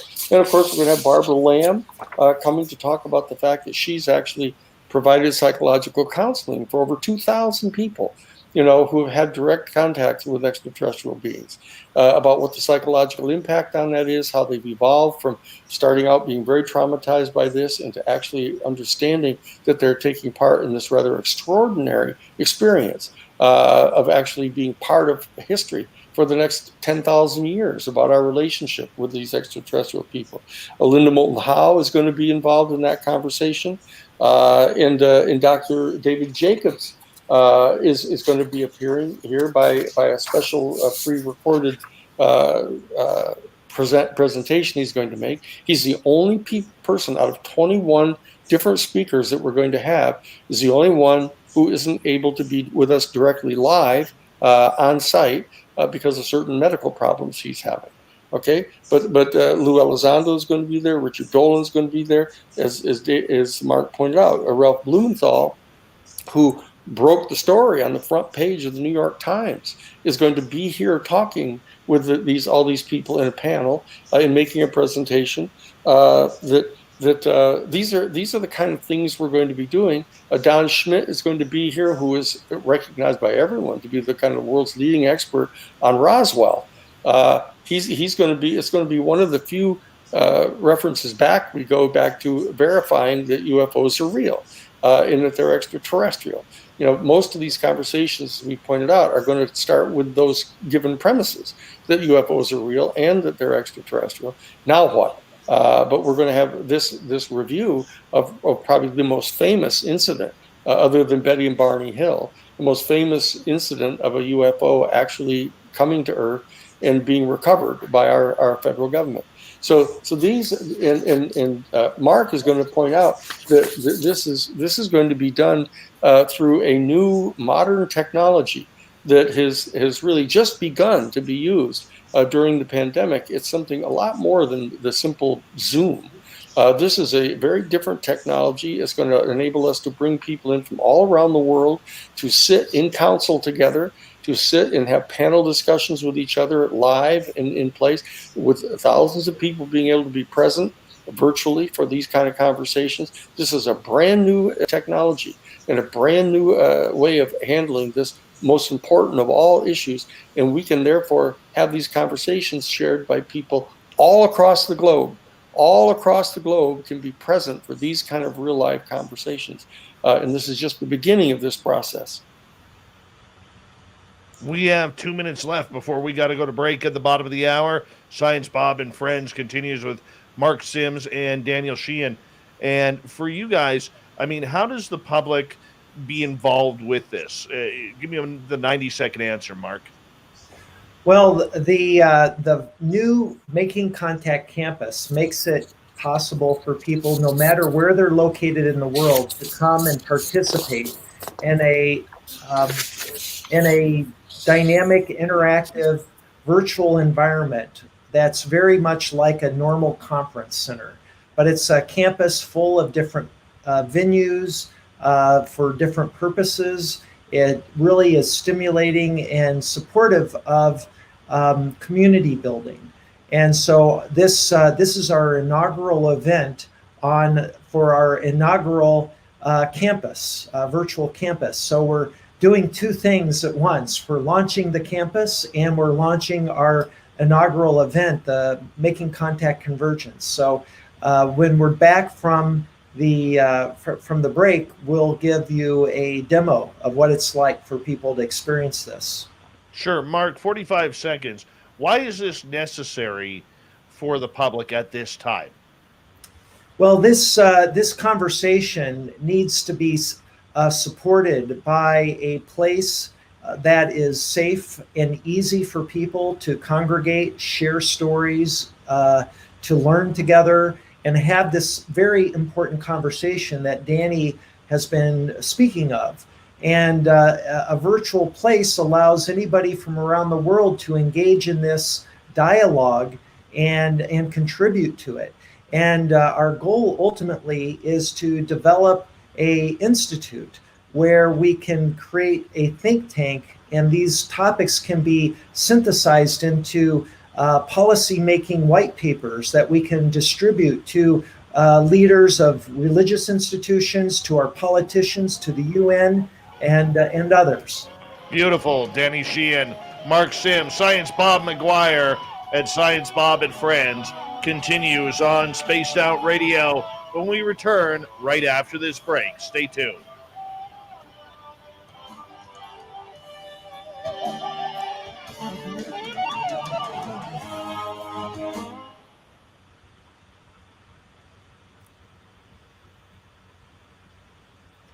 All right, guys, we're clear. Okay, I need to reset my internet. I'll ask you back in a second. Okay. How are you doing, Danny? Okay, good. Hold on, I got Danny muted here. Oh, Okay. Because he was shuffling papers while you were talking, so I didn't want oh, I'm sorry. Okay, That's okay. we're good. No, that was good. So now we can take them. We can strut our stuff on showing them what the campus is like and how the technology works, etc. So we have the old 1-2. Here's substance. Here's how it's going to look. Here's how you get in on it. This is going to be cool. Right. I'm excited. I'm excited. Well, look at Science Bob. Look how straight he looks. And what the hell happened, right? Yeah, he's got his high school picture here. I wonder how many takes that photo took. I'm going to be right back. How many minutes till we're back on? We got about 4. Okay, I'll be right back. All right. I'll hang out. I'm that guy. Hello? What? I'm that guy. Did she fall asleep again? Or what? Yeah, she did fall asleep. She also threw the blankie over the way. Oh. I'm just going to put you on mute, Danny.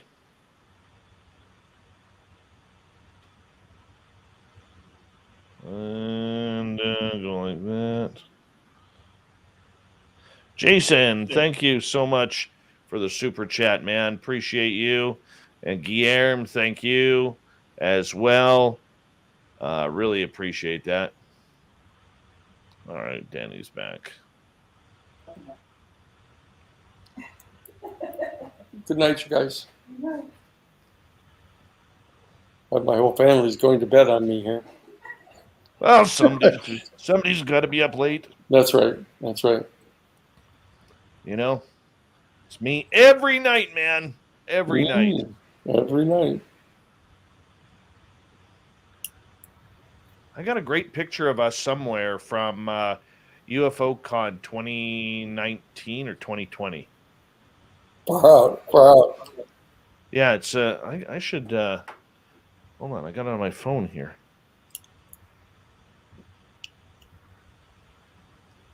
I gotta go way back here.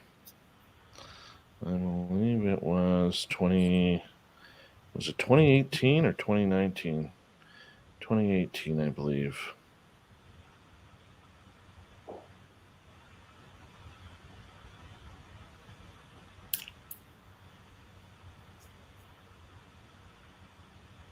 I'm going to go this way.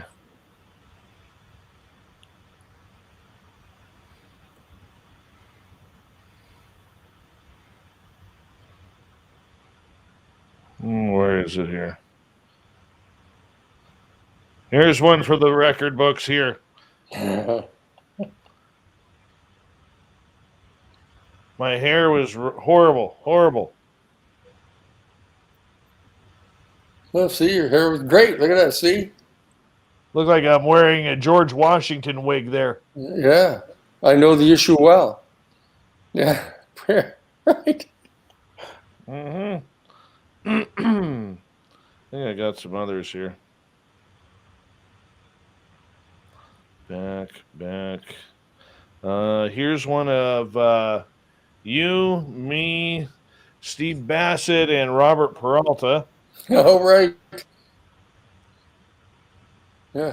Talk about hair. See, there you go. There's a head of hair. Look at that. That's beautiful. We could have donated to Steve and Robert's hair fund pretty easily there. And that's the same photo. Let's see what else I got here. I think that's the only two I got of us.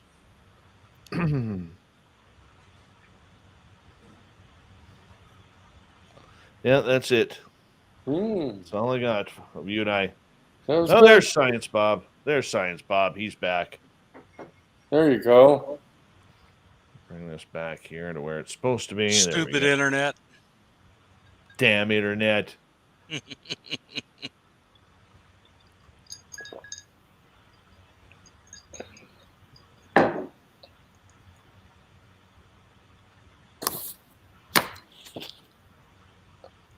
All right, we got 30 seconds. Big thank you to Michael, Ed, Lori, Patrick, Chad, Jeremy, Tim, Bob, Guillermo, and Jason for the amazing super chats tonight. Really do appreciate the cause and your love and support of Spaced Out Radio. Thank you so much for being here for us. We're going to kick off the next half hour here right now. So sit back.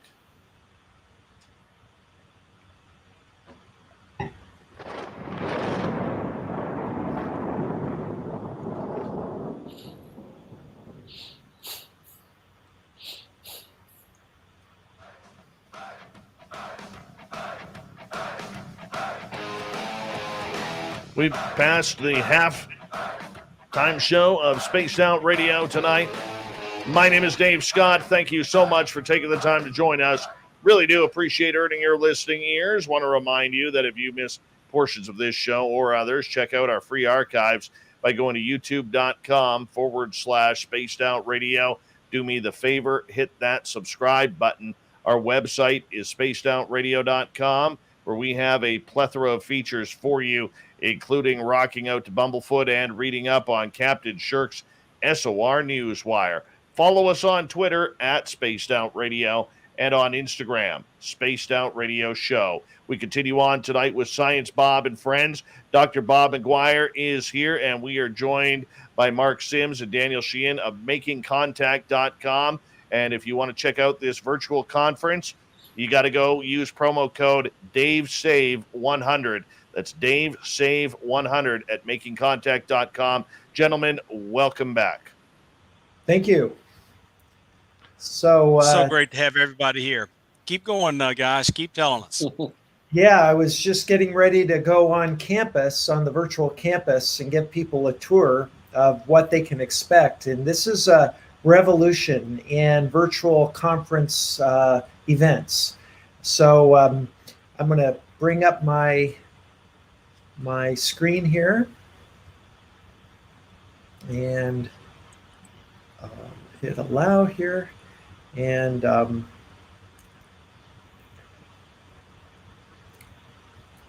so here we are. It's dark. The sky normally is light, but the sky here, the time of the campus is Pacific Daylight Time, so it's nighttime here now. But where I'm standing is the welcome area of the campus. This is where people who are onboarded, you come in at this location, and the first thing you see is that welcome desk ahead of me. And there will be sitting 2 volunteers to direct people around the campus who have questions or any kind of technical issue. And then behind me are kiosks. There's one here that shows you a map of the virtual island with all the different venues. And what you're seeing here on the menu are the places you can teleport to from this menu here. So we're currently at this location, number 1 on this menu, but from here I could also teleport into the auditorium, and we have named one of our auditoriums the Paul Hellyer Auditorium.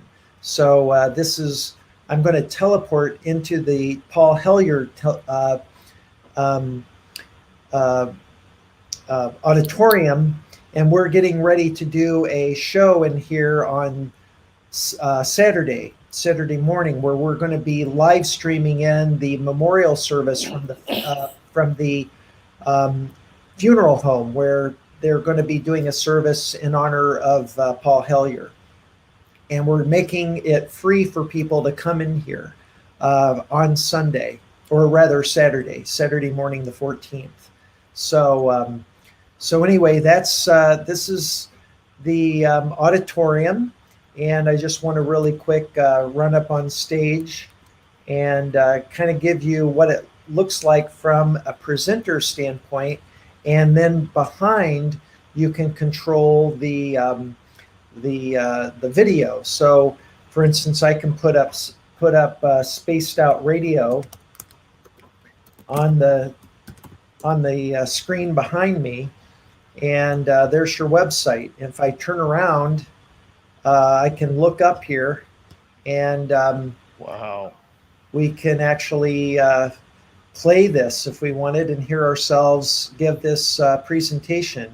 And your live stream from your YouTube channel, I could throw up here as well. So all these boards are, we had our staff in here doing some testing earlier. So this hasn't been, these signs are not finalized. We're still curating and populating the auditorium in preparation for our event, and doing some testing because we're streaming in this memorial event.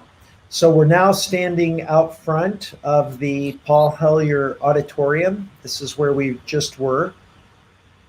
And there's a fireworks show going on over there. So the fireworks is something that we have going on periodically on a timer at night. That's pretty fun. And in fact, why don't we go to the beach and we can take a look at it a little bit more closely. So this is the actual location where the fireworks are going off.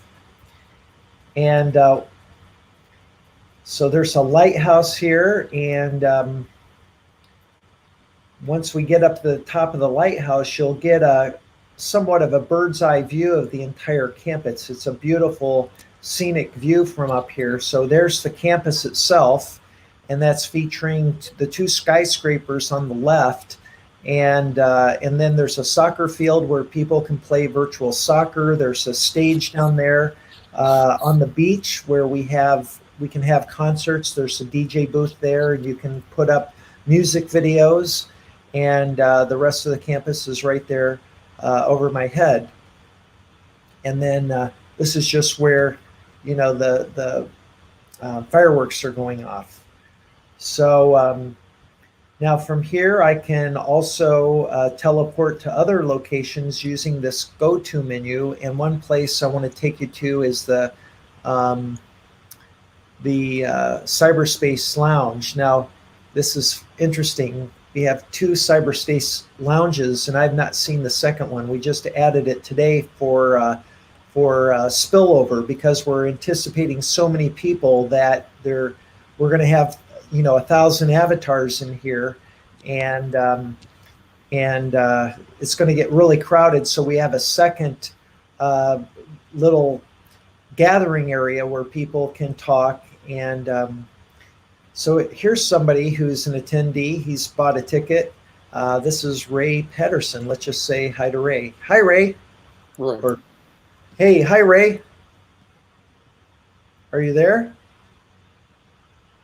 Okay, he's probably just parked his avatar here, but he's an attendee. He's bought a ticket. And so earlier in the evening at 6 p.m., we do a daily gather and greet, and we do various discussions, experiencer discussions, and help people just get oriented and familiar with their avatars.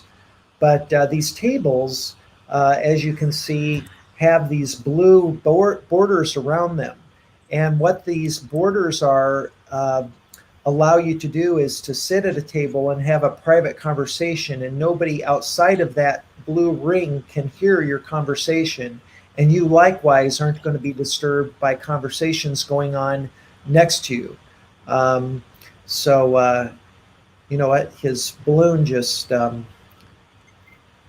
Hey, Roy, are you there? Yes, I'm here. Hey. I'm here. I lost you for a bit.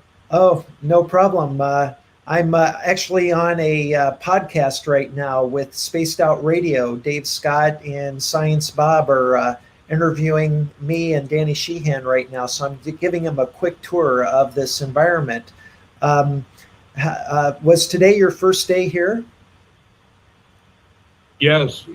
I was there one day before, but I was having problems with my mic, and I couldn't do too much with it, and then I was delayed. I bought a new laptop and updated it, and then the screen would go blank, and I have to wait until the battery run down and then back up again. But I'm really, really pleased to be here today. Well, Roy, your audio sounds fantastic. The bass response is incredible. And this is Science Bob, and I'm glad you made it in. Yeah. Well, I can't tell you how pleased I am to get in today. I've been looking forward to this ever since it was announced, and I'm tickled pink. All right. Well, I'm glad you're having a good experience, and we'll be having a lot more time together, and enjoy it. I'm going to continue doing the tour quickly around the campus. Have a great day. Yeah. Roy. Okay. I can eavesdrop. Can I listen to it? Well, I have to leave the lounge here. Okay, that's fine. Okay. But before we leave, Roy, you can go on YouTube and look for Spaced Out Radio and listen to the show. Oh, yeah. That's a good idea. Okay. Yeah, absolutely. Here's what I'll do, Roy. If you come out here to the screen, I'm going to go put the Spaced Out Radio on that main screen, and you can watch me as I give the tour for the rest of the evening here, real quick. Oh, that'd be great. All right. Mark, I'm going to send you, for Roy, I'm going to send you the direct link on Facebook Messenger, so that way you can get it to him. Oh, okay, great. Well, he'll be able to watch it right up here. I can, so you can see. Let me copy this real quick, and then let me put it into. Well, I tell you what. Can you put it in the private chat here? The link to your Spaced Out Radio. Sure, we can. And then I'll grab it and drop it into the screen, and your viewers will be able to check it out. All right, so Control, copy link, and go back. Let's see, go back here, pull up, and now I can drop it right in here and hit enter. And let's go. Let's see here. This is the ad. We got to watch the YouTube ad or wait for it to time out here, and then I'll be able to skip the ad. This is just incredible. It's pretty good. I watched one of the earlier ones done with Richard Dolan had a show in this same theater some time back. It worked really well, and it appears there's quite a lot of improvements. Yeah. So here I'll go back on the main stage, and we'll be able to take a look at ourselves here. So there I am. Let's see here. It looks there is a little bit of a delay. It's about a 10-second delay on everything. Well, I've got to go back up on the stage real quick to turn it on. In fact, this is kind of a nice little test here. So for our radio audience that's listening in right now, we are literally going through an entire virtual building right now that the makingcontact.com website has watched built. one of the earlier ones done with Richard Dolan had a show in this same theater some time back. It worked really well, and it appears there's quite a lot of improvements. Yeah. So here I'll go back on the main stage, and we'll be able to take a. So now I'm teleporting to one of the skyscrapers, and in here we've got classrooms. Here it's actually mislabeled. So we're still developing this and relabeling, but this is one of our 8 classrooms in here that will actually become part of the new Paradigm Institute. And we can have lectures giving classes on various topics related to this question of establishing a citizens diplomacy initiative and an academy. And let's see, in here we've got a movie theater as well. This movie theater sits 100 people, and we will have movies after hours that will be on a playlist kind of rolling through. And this is just another place where people can gather and watch premieres of documentaries and things related to this topic. I also want to just mention that we have a video portal that will be available for our attendees to watch if they miss one of our lectures. We're recording everything and we're making it available for 30 days to access after the event. So, and then there's this building here, and that's a door to the cyberspace lounge in there. And let's see, let me go to the meeting rooftop. So this is the meeting hall rooftop, and this is another area that we will be having events. And this is a little video that Whitley Strieber did for us. He's going to be presenting. This little figure is owned by Mark Sims, a dear friend who's also been activated by a remarkable experience. We don't know its age, but it's a very valuable little figure.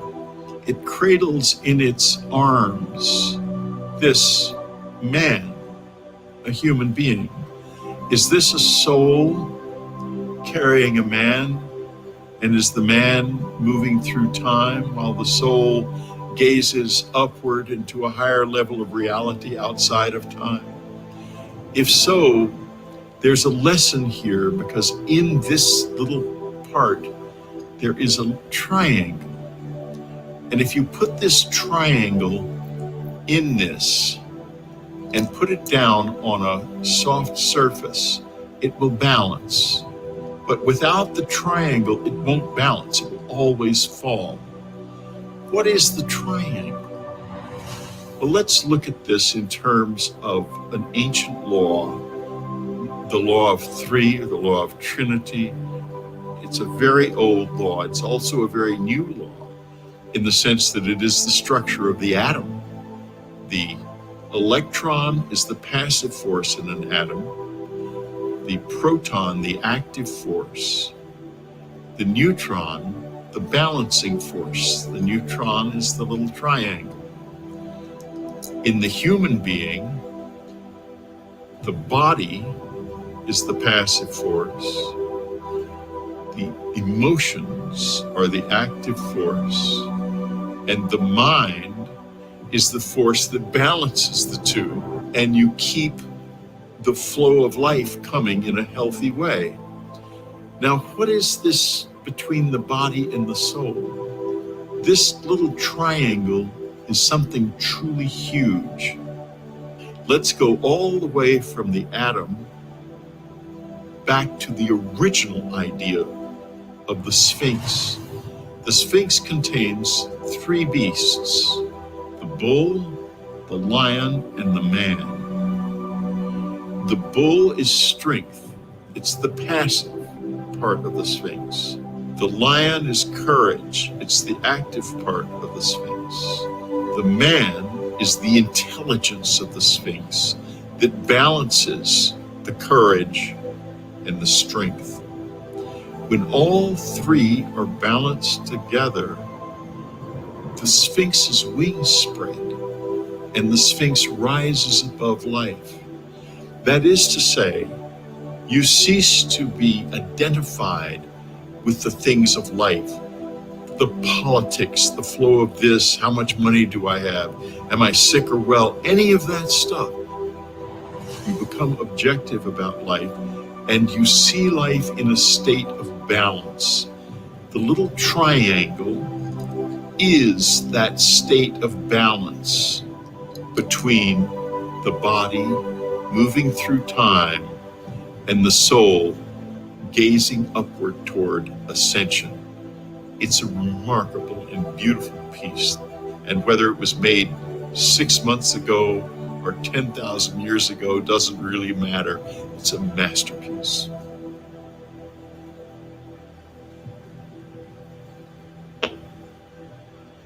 That is amazing. Yeah, well, thank you. Well, I'm going to end the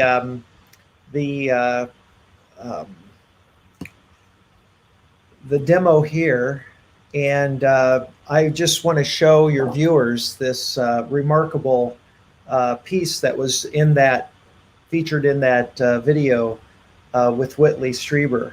And this is part of a collection that I have of artifacts from central Mexico that I've collected over the last 7 years. Since my experience, I've been very fascinated with the Mesoamerican cultures, and especially those cultures that seem to have contact with extraterrestrial intelligence. And these are artifacts that are dug up from that area and have made their way into the United States to be shared. And these are becoming more and more known. And they tell a remarkable story about the interactions between the indigenous tribes from those areas thousands of years ago and seemingly an extraterrestrial race.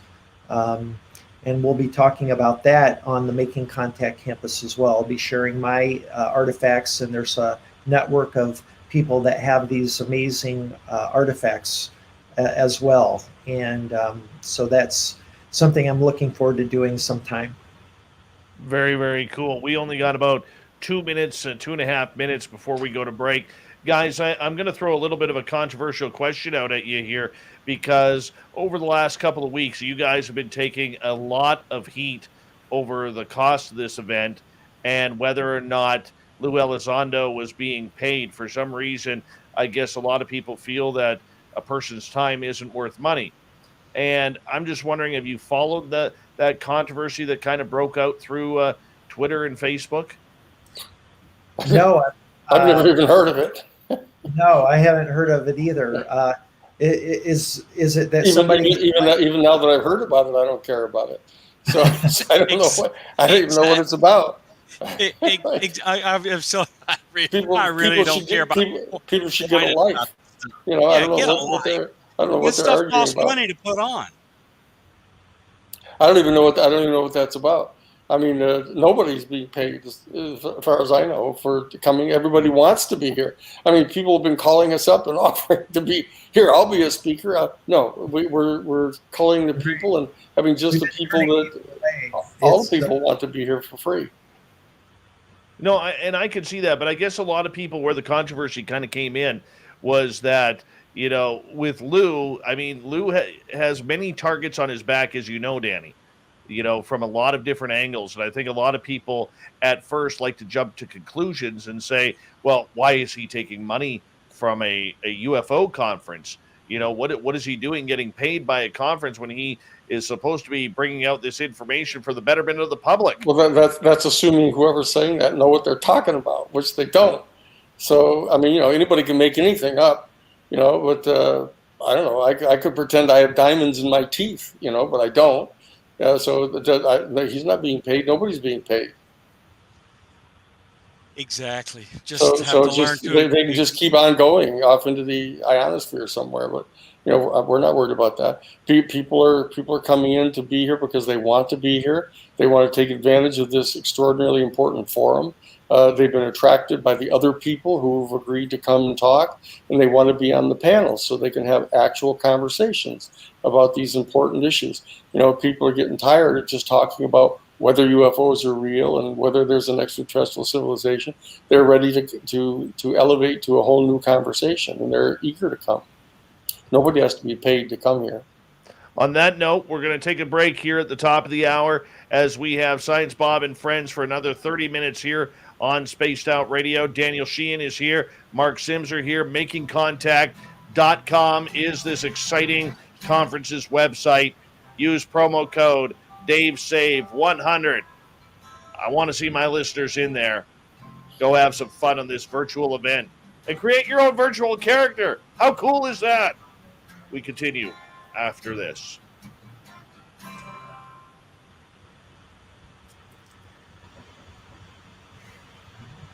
Well, there is a group on Twitter who believes that nobody should get paid for anything that they do.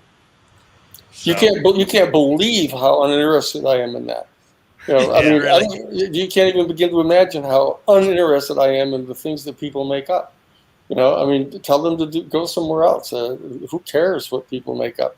I've been at this for 50 years, and I've heard all kinds of, cockamamie stories, and people make stuff up, and you can't even be bothered with it. You have to just keep on focusing on what's true and what you're getting done, and do it, and not worry about all these people twittering and twattering, whatever they're doing. Mark, Mark, I want to ask you a question about that incredible website. I'm not a gamer by any means.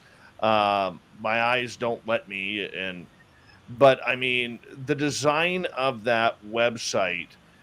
I don't even want to know what it costs, but I mean that It's is been that a is lot of incredible. work.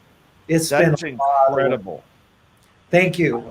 Thank I've you. never seen anything like that, and that just takes everything to an entirely different level. Right. We are going to be doing podcasts live from these auditoriums. We have 3 auditoriums now, and you saw we named one Jimmy Church. We're doing a show. He's doing a show live tomorrow night from there, and we're making it available for free to his Fadernauts, and so they're going to get a chance to try it. And so our staff has been working so hard trying to get the platform ready, and we've been running it through its paces and just taxing the hell out of the thing, and it's really held up well. I'm surprised how well it's performing. And so everybody said, let's do something really bold, and they came up with having Jimmy doing our first broadcast on the Making Contact campus virtually. And we're going to be, we announced this through his network about 4 hours ago. 1 hour into announcing it, we had over 200 people register and download the software. And they won't even be able to get in until tomorrow. It goes live at 7 Eastern time. We're doing 7 Eastern, which is 4 p.m. Pacific time. And my staff has been doing that, and I've been doing other things, and I don't even remember when they're doing that. So I'm multitasking, juggling, and I should have had this all ready, but I wish I had been prepared to share, and I didn't want to compete with your program, so I haven't mentioned it on air just because out of respect for you, Dave. But once we run this through its paces, this is something I think you could augment. You could do your live stream on YouTube, and you could do it live from the auditorium and have your viewers pop in there, and you could all of a sudden have your guests sitting on stage with you. You could be doing the interview. They could have their avatar. You could have your avatar. You could have your screen up, this screen that we just have right now up streaming behind you. And we tested it today, and it worked really well. So this is pretty exciting what we're trying to do here. Awesome. We've got about 2.5 minutes here, guys. Oh, sorry. So what do we want to do in the last half hour? Science Bob? Let's see. So I want you to tell, Mark, start off with you telling us about some of the experiences you had when you were in the early days when you were being trained by McGuire. Tell us about some of those and in more detail, maybe. Or other experiences. Yeah, well, I think it might wait till when we come back. Okay. When we come back, I'll share it. And Danny, I know it's getting late, and he's been up since real early. Should we let Danny go? Yeah, Danny. Danny, just before you, if you want to check out, I'm absolutely fine with that. But I actually, Mark was asked. Pardon me? Yeah, go ahead. I had sent you an email a couple of weeks ago about coming on because I'd love to get you on the show. one night in September. Sure. Oh yeah. I'll do it. This is fun. Yeah. Yeah. Okay. Do you want me to send you another email, or do you Yeah, want please, just so I can keep it structured here. We're will kind of going fast here to make sure we get to talk to all of our friends, and for free, as you'll notice. Yeah. Right. Beautiful. Beautiful. All right, guys, we're going to go here in about 45 seconds. All right. All right. Big thank you to Jason, to Guillermo, Bob, Tim, Jeremy, Chad, Patrick, Lori, Ed, and Michael for the amazing super chats.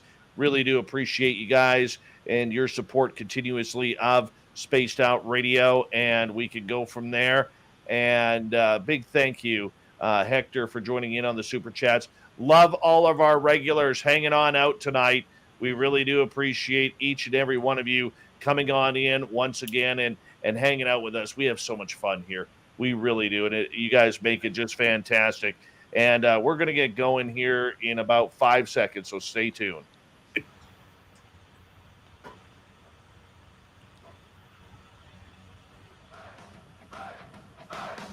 Would you like to connect with us? Head to spacedoutradio.com for all your latest show info. Now, back to Dave Scott and SOR. Here we go with the third and final hour of Spaced Out Radio tonight. My name is Dave Scott. Thank you so much for taking the time to join us. We really do appreciate earning your listening ears wherever you are on this beautiful planet we call Earth. Want to say hello to everyone listening in on our terrestrial affiliates around North America, digitally on TalkStream Live, Revolution Radio, and KPNL. All of our archives are free by going to youtube.com/Spaced Out Radio. Just do old Davey the favor, hit that subscribe button. The Desert Clam has set the password for tonight in the SOR Space Travelers Club. Wasserman. Wasserman is your password. Use it wisely, space travelers, as the Clam sets the password each and every night right here on Spaced Out Radio. Our website, spacedoutradio.com, where we have a plethora of features for you, including rocking out to Bumblefoot and reading up on Captain Shirk's SOR Newswire. Follow us on Twitter at Spaced Out Radio and on Instagram, Spaced Out Radio Show. For the final time tonight, we introduce Dr. Bob McGuire. We do Science Bob and Friends once a month, where we get to the who, what, where, when, why, and how. Stay away from the woo. Tonight, we're at makingcontact.com. We got Mark Sims. We have Daniel Sheehan, the legend himself, and we are talking about this great conference going on that's coming up in just a couple of weeks' time. Go to makingcontact.com. Use promo code DaveSave100 for your tickets. Bob, take it away. Yeah, Mark, I was just going to invite you to tell us about any more of the experiences you've had, maybe in the early days when you were trying to learn how to do CE5, something you might want to share. Yeah, well, I think it might be useful for people to hear and kind of see some pictures as I tell this story. Yeah. Oh, yeah, great. Let me do that. I'm going to share my screen again, and I have this presentation that's very useful for kind of illustrating where I was when this took place and where I had this face-to-face contact experience. So this is, part of this presentation. So it was back in 2012 that I flew from Detroit to San Diego. So it's important for people to remember that I was from Detroit, from the Midwest. I now live in California. I moved here 4 years ago now. And but when I came to California in 2012, it was to attend this 6-day event in Borrego Springs, California, that Dr. Greer had organized. And I stayed at a hotel called the Palms at Indian Head Hotel. And this is a picture of the hotel. And that is the room where I had my contact experience with Tejbar. And so that's where my life changed. The night of, or the early morning rather, of November 16th, 2012. And just to give everyone kind of a perspective, of this hotel location versus the other points related to this event. That first circle here, let me go back. This circle is the Palms of Indian Head Hotel, and this was the house that Greer rented.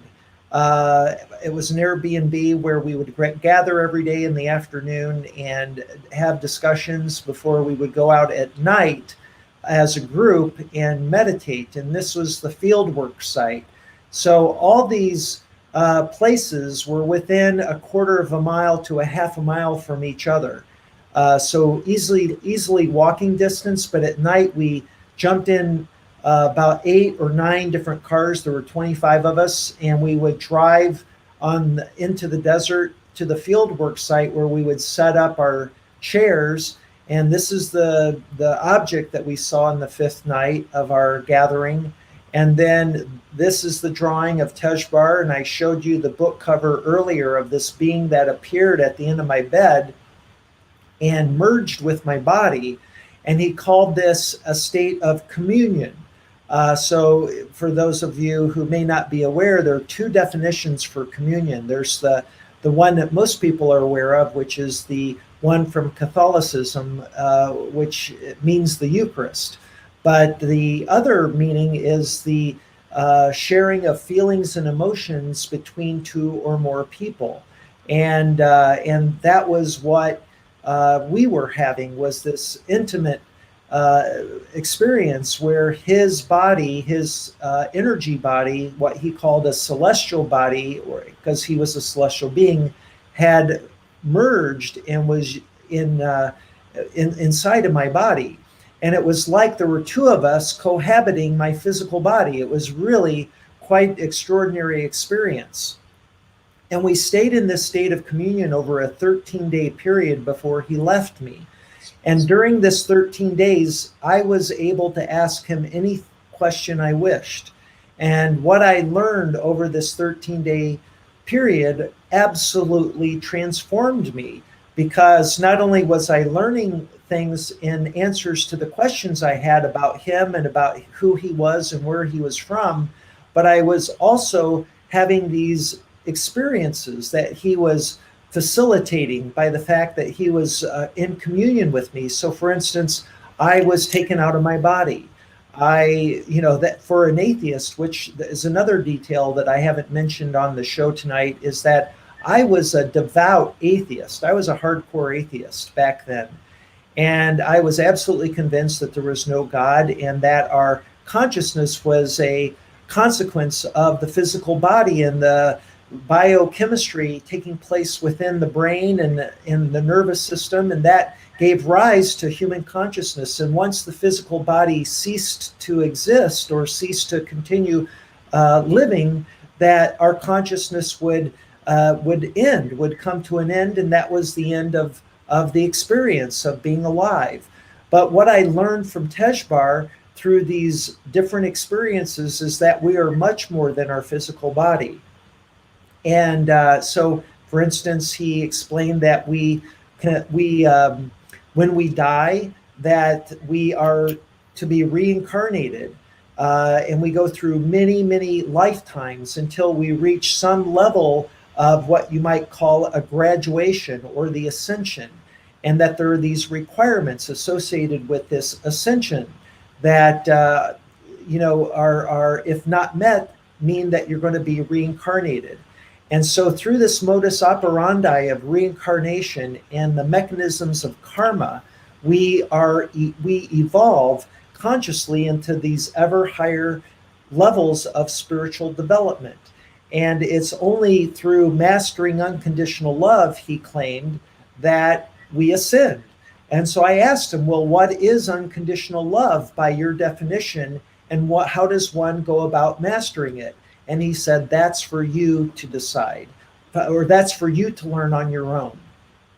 So I gave a public talk on the 1-year anniversary of my meeting Tejbar in Borrego Springs, California. I went back a year later, and I invited some of my friends from Michigan, along with some of the people I had met at the Greer event a year before. And I gave my first public presentation of this experience I had and the learning of something called the Universal Consciousness Development Chart. And this was the result of this 13-day experience. This was really the magnus opus of this intense interview that I had with Tejbar. And what it ultimately shows is this progression of consciousness through these 15 stages, major stages, of which we are at an early stage, just the 5th stage of consciousness. And it also presents a model of how reality works and the many dimensions of reality, of which our 4-dimensional space-time experience is but a subset. And so here you have, in the yellow area, you have the 15 stages of conscious evolution of the individual, what begins in the animal kingdom in stage 1 in the lower left-hand corner. So if you see that picture of the fly, according to Tejbar, that's where this process begins in the animal kingdom, for individuated consciousness to begin its journey through these 15 stages. So stage 1 is the arthropods, the simplest life forms with a brain or the ganglions of neurons that are connected with synapses that make up the very simple brain that you would find in something like a fruit fly and other small arthropods.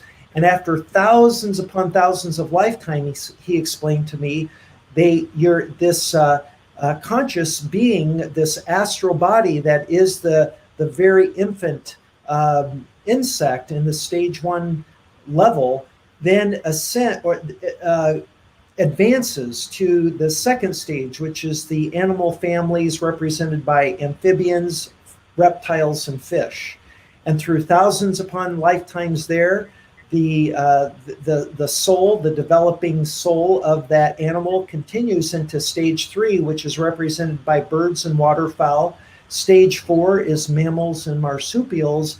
And stage 5 then is the human stage of consciousness. And he explained to me that the human consciousness, the human kingdom of consciousness must be first entered through the animal kingdom. And this is how this process, according to Tejbar, it begins, and how we get to the human stage, but that we have these additional stages that we go through.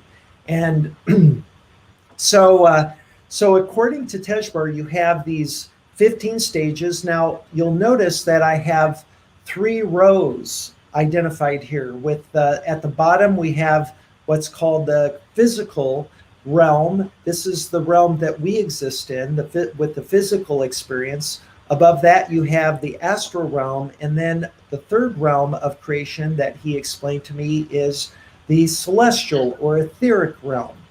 And each one of these has a full complement of 5 dimensions of consciousness. Now, these are not to be confused with the stages themselves. For instance, he explained to me that the 5 dimensions of consciousness in the physical realm correlate directly with the 5 physical senses, but that we have these latent or dormant dimensions of consciousness, many of us, that are the higher dimensions of awareness or consciousness, like ESP, astral travel, remote viewing,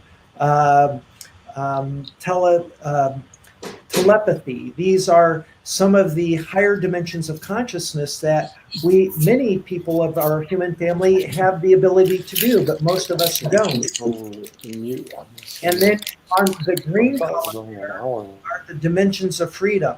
These are the 9 dimensions of freedom, 3 for each of these realms of creation. So we have in the physical realm the 3 spatial dimensions, but above that, as an astral being, you have the 3 physical spatial dimensions plus 3 astral dimensions of freedom. And so it's a 6-dimensional experience for a being at the astral level. and then a full complement of 9 dimensions of freedom at the celestial or etheric level. And then you have 2 dimensions of time. One is linear time, and then imaginary time.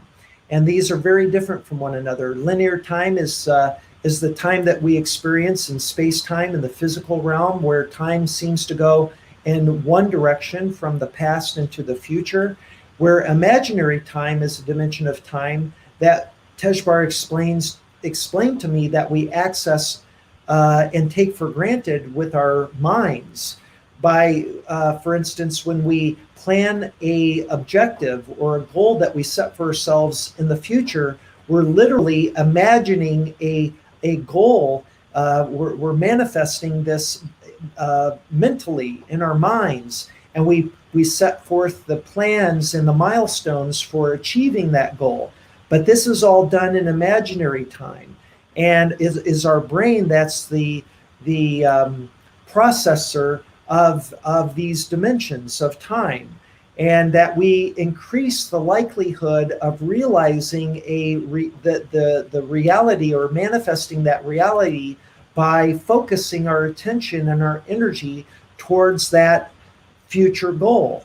And it's, again, the imaginary timeline that does this. And likewise, we can use the imaginary timeline to retrieve memories out of what he called the Akashic record and pull them into our brain. And when we do that, we're traversing the imaginary timeline. We're going back in time, and we're pulling a memory, and we're recalling that memory. And if the memory is sufficiently strong enough and emotional enough, you can begin having those emotions again and reliving that experience if it's strong enough. And this is the point he was making to me, that these dimensions, even though they're not physical dimensions, are very, very much part of this extra dimensional or multi-dimensional aspect of reality. And if so that's kind of how this is organized. And if you add 15 plus 9 plus 1 plus 1, that adds up to 26. So while I was with Tejbar, one of the things he encouraged me to study, among others, was string theory, superstring theory in particular, which is a collection of 8 different string theories. And string theory, as many people know, I'm sure Science Bob is very familiar with, is an attempt by astrophysicists to develop a unified theory explaining the nature of reality from a purely mathematical perspective. And what this field of study has done in part is being able to predict some of the elementary particles found in the standard model of elementary particles, these things that we call bosons and fermions and quarks and gluons and electrons. These are all examples of the elementary particles that make up the standard model of elementary particle physics. And so string theory has made a lot of progress in approaching this. And what these 8 string theories have in common are 2 primary things.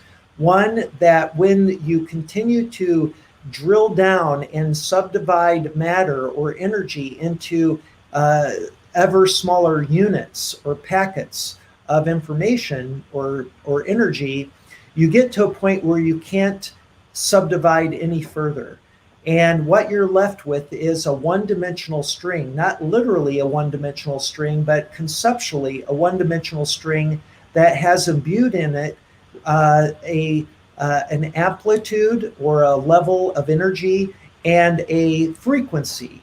Think of it as a string vibrating on a violin or a guitar, and that it's a persistent vibrating string. And this manifests based on what its vibratorial rate is, and the energy imbued or amplitude of that vibration will determine what that string will manifest into in terms of one of the elementary particles. That's where these theories get their name, string theory. The other thing, though, that they all predict is many more dimensions than the 4 dimensions that we know in in general relativity, namely space-time, which includes 3 dimensions of space and 1 dimension of time. So if you look in the orange column here, I've got each of the 8 string theories in superstring theory named, including bosonic open and closed. And next to that, you see the number of dimensions that each of these theories predict. Bosonic open and closed predict 26 dimensions. 5 of them below that predict 10, and then M theory predicts 11. Now, how is this? How could these different string theories come up with different numbers of predicted dimensions? And the reason I believe is because they're not accounting for all the dimensions. It's like looking at a multifaceted jewel from different perspectives and trying to count the number of facets.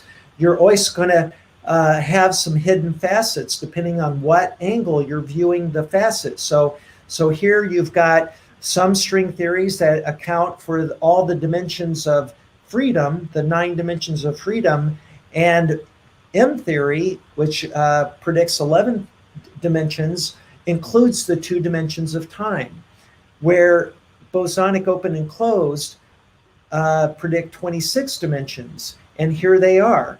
And 15 of these dimensions are dimensions of consciousness, and these dimensions correlate directly to these dimensions I mentioned earlier, the 5 dimensions of our senses. These are inputs into our body that tell us about our immediate surroundings, how we hear and see the things around us and taste. These are all at the very root a electromagnetic phenomenon that when we press our fingers and touch something and feel the texture, that's the sense of touch. But what's really happening at a molecular level and even at a quantum level is that a force field between electrons that repel one another create a repelling force, and that is the sensation that we feel in something that's solid. It's really all empty space, but when you press against it, it's resisting your pressure, and you feel that through your fingertips. And so this is one of the dimensions of consciousness that and this dimension of consciousness, of course, is only available if you have a physical body. So these higher dimensional beings, and Tejbar being a celestial being was at that celestial level, explained to me that he cannot have a physical experience unless he communes with a physical being my body and me. And so he was just conveying to me how incredibly gifted and lucky we are to have a physical body and being able to have a physical experience, to see the beautiful the beauty of nature and of the sky and of the beautiful colors that are represented in the rainbow through our eyes. They do not have eyes to see, and so only by having permission, which I had given, will they take and cohabitate in the physical body. And this is part of this, awakening that we're going through. This is just the beginning, that we are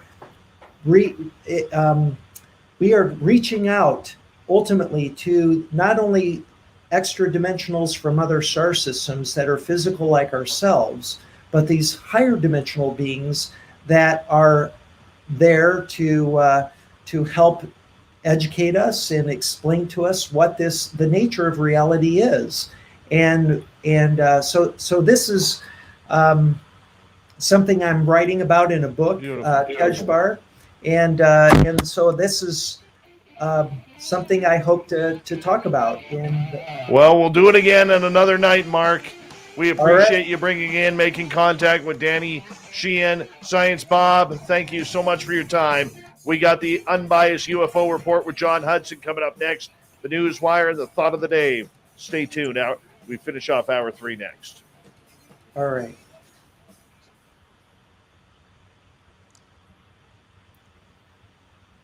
Great job. Okay, before you go, I wanted to tell you that the underlying equations of the quantum field theories that are explained, superstrain, all those things, are the Yang-Mills equations. And Eric Weinstein is famous for his work on the Yang-Mills equations. Oh, right. Yeah, so you should have an exchange with him on that. Okay. Yeah, because he is such a nice guy. He's one of my mathematical heroes, and he is Mr. Yang-Mills theory. Yang-Mills. How do you spell that? Can you put it in the private chat? I'll do it right here. Right on. And we got a minute for Dave's going to have to kill us. Okay. Yeah, I need your eye drops, Dave. Oh, my eyes are so dry right now. Yang-Mill. All right. I'm going to definitely look that up. Yeah, I can't wait to talk to him. Are you familiar with the Great Pyramid and the scaling factor of the Great Pyramid? Yeah. I've been there several times. I was going to say, so it's this kind of amazing experience looking at these pyramids and the Sphinx, and you turn around and there's Pizza Hut and Kentucky Fried Chicken 100 feet away. Oh, I know. It's awful. It is. It's really a crime. Oh, God, it's horrible. But at least when you're looking that way toward the desert, you can't see it. Well, I hope you guys can make it to the event. It's really going to be... I'm already signed up. Oh, fantastic. What you don't want to miss, we have these amazing speakers, but there's a guy that you got to see his presentation, and that is Jimmy Blanchett. He is going to blow the socks off of everybody. He's going to blow you guys away. What he's recently discovered is earth-shattering. It really is. I am so excited about it because he's going to share with the world what he's discovered in just the last 2 weeks. And he's an experiencer. He's the one who developed the first contact protocol modality. That's what he's calling it, with the radios, the two-way handheld radios using frequency 144.1. Are you familiar with this? Yes, I'm familiar with 144.1 and the radios. Yeah, so 144. But I don't know all the details. Okay, well, you'll want to see that. That right there is worth the price of admission and more. I'm serious. Of all the things that I have studied on this phenomenon, I think this is the biggest discovery yet. And awesome. It's going to break the doors wide open. Good. All right, guys, I hate to cut it there, but I got to get ready for my news section and everything. Mark, thank you so much for being a good friend. Mark, this was great. Thank you for being here. It was great. Thank you, Bob. It's wonderful meeting you. Have a great night, guys. Science Bob, you take care, okay? Good night, Mark. Bye-bye. All right, we're just waiting for John to hook up here, and then we will be good to go.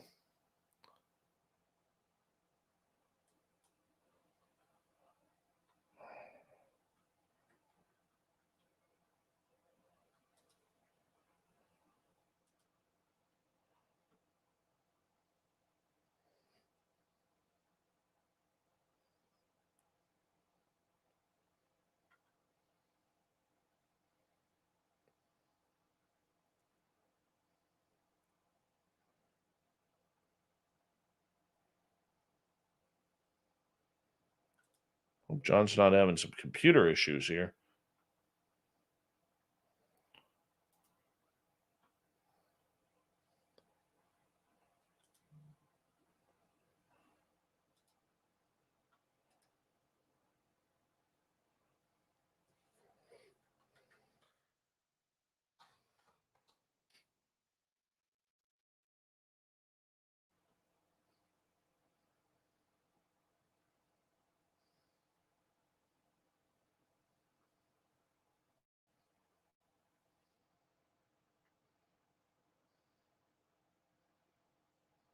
I want to say a big thank you to our good friends, Michael, Ed, Lori, Patrick, Chad, right. Jeremy, Bob, Guillermo, Jason, and Hector for the amazing super chats tonight.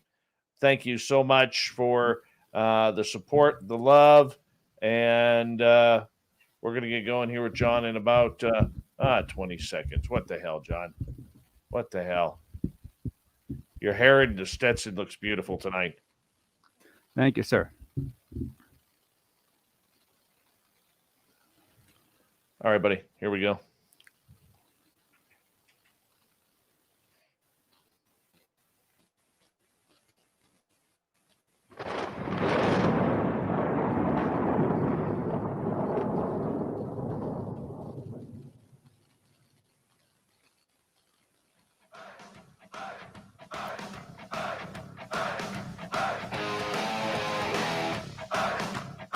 We rounded third. We're heading for home tonight on Spaced Out Radio. My name is Dave Scott. Thank you so much for joining us. We really do appreciate earning your listening ears. We want to remind you that if you missed most of this show or others, check out our free archives by going to youtube.com/Spaced Out Radio. Do me the favor, hit that subscribe button. Our website is spacedoutradio.com, where we have a plethora of features for you, including rocking out to Bumblefoot and reading up on Captain Shirk's SOR Newswire. Follow us on Twitter @Spaced Out Radio and on Instagram, Spaced Out Radio Show. It is that time once again where we bring in the man, the myth, and the Stetson-wearing legend, John Hudson, for the unbiased UFO report. And John, it's always a pleasure to have you on Spaced Out Radio, my friend. It's good to see you again. Happy to be here. Thank you much. It's must have been quite a kick to have Daniel Sheehan on tonight, huh? Oh, yeah. It was great show. Fantastic show. A little bit different than what we're normally used to with Science Bob, but it was a great show indeed with Mark and Daniel, and we love having them on this show. And let's get to it. Right to it, my friend. Let's get right to it here. Why not?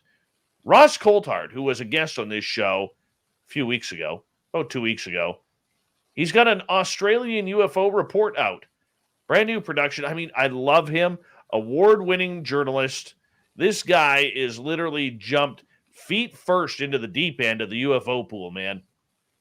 You know, it's one of the things that keeps surprising me the most about being within this whole research community is that, you know, at time, every couple months, someone new seems to show up that honestly brings incredibly important, incredibly interesting perspectives and skill sets to all of us, and it's just fantastic. I mean, we're getting so many new people involved that are bringing so much to it, and Ross is a shining example of that.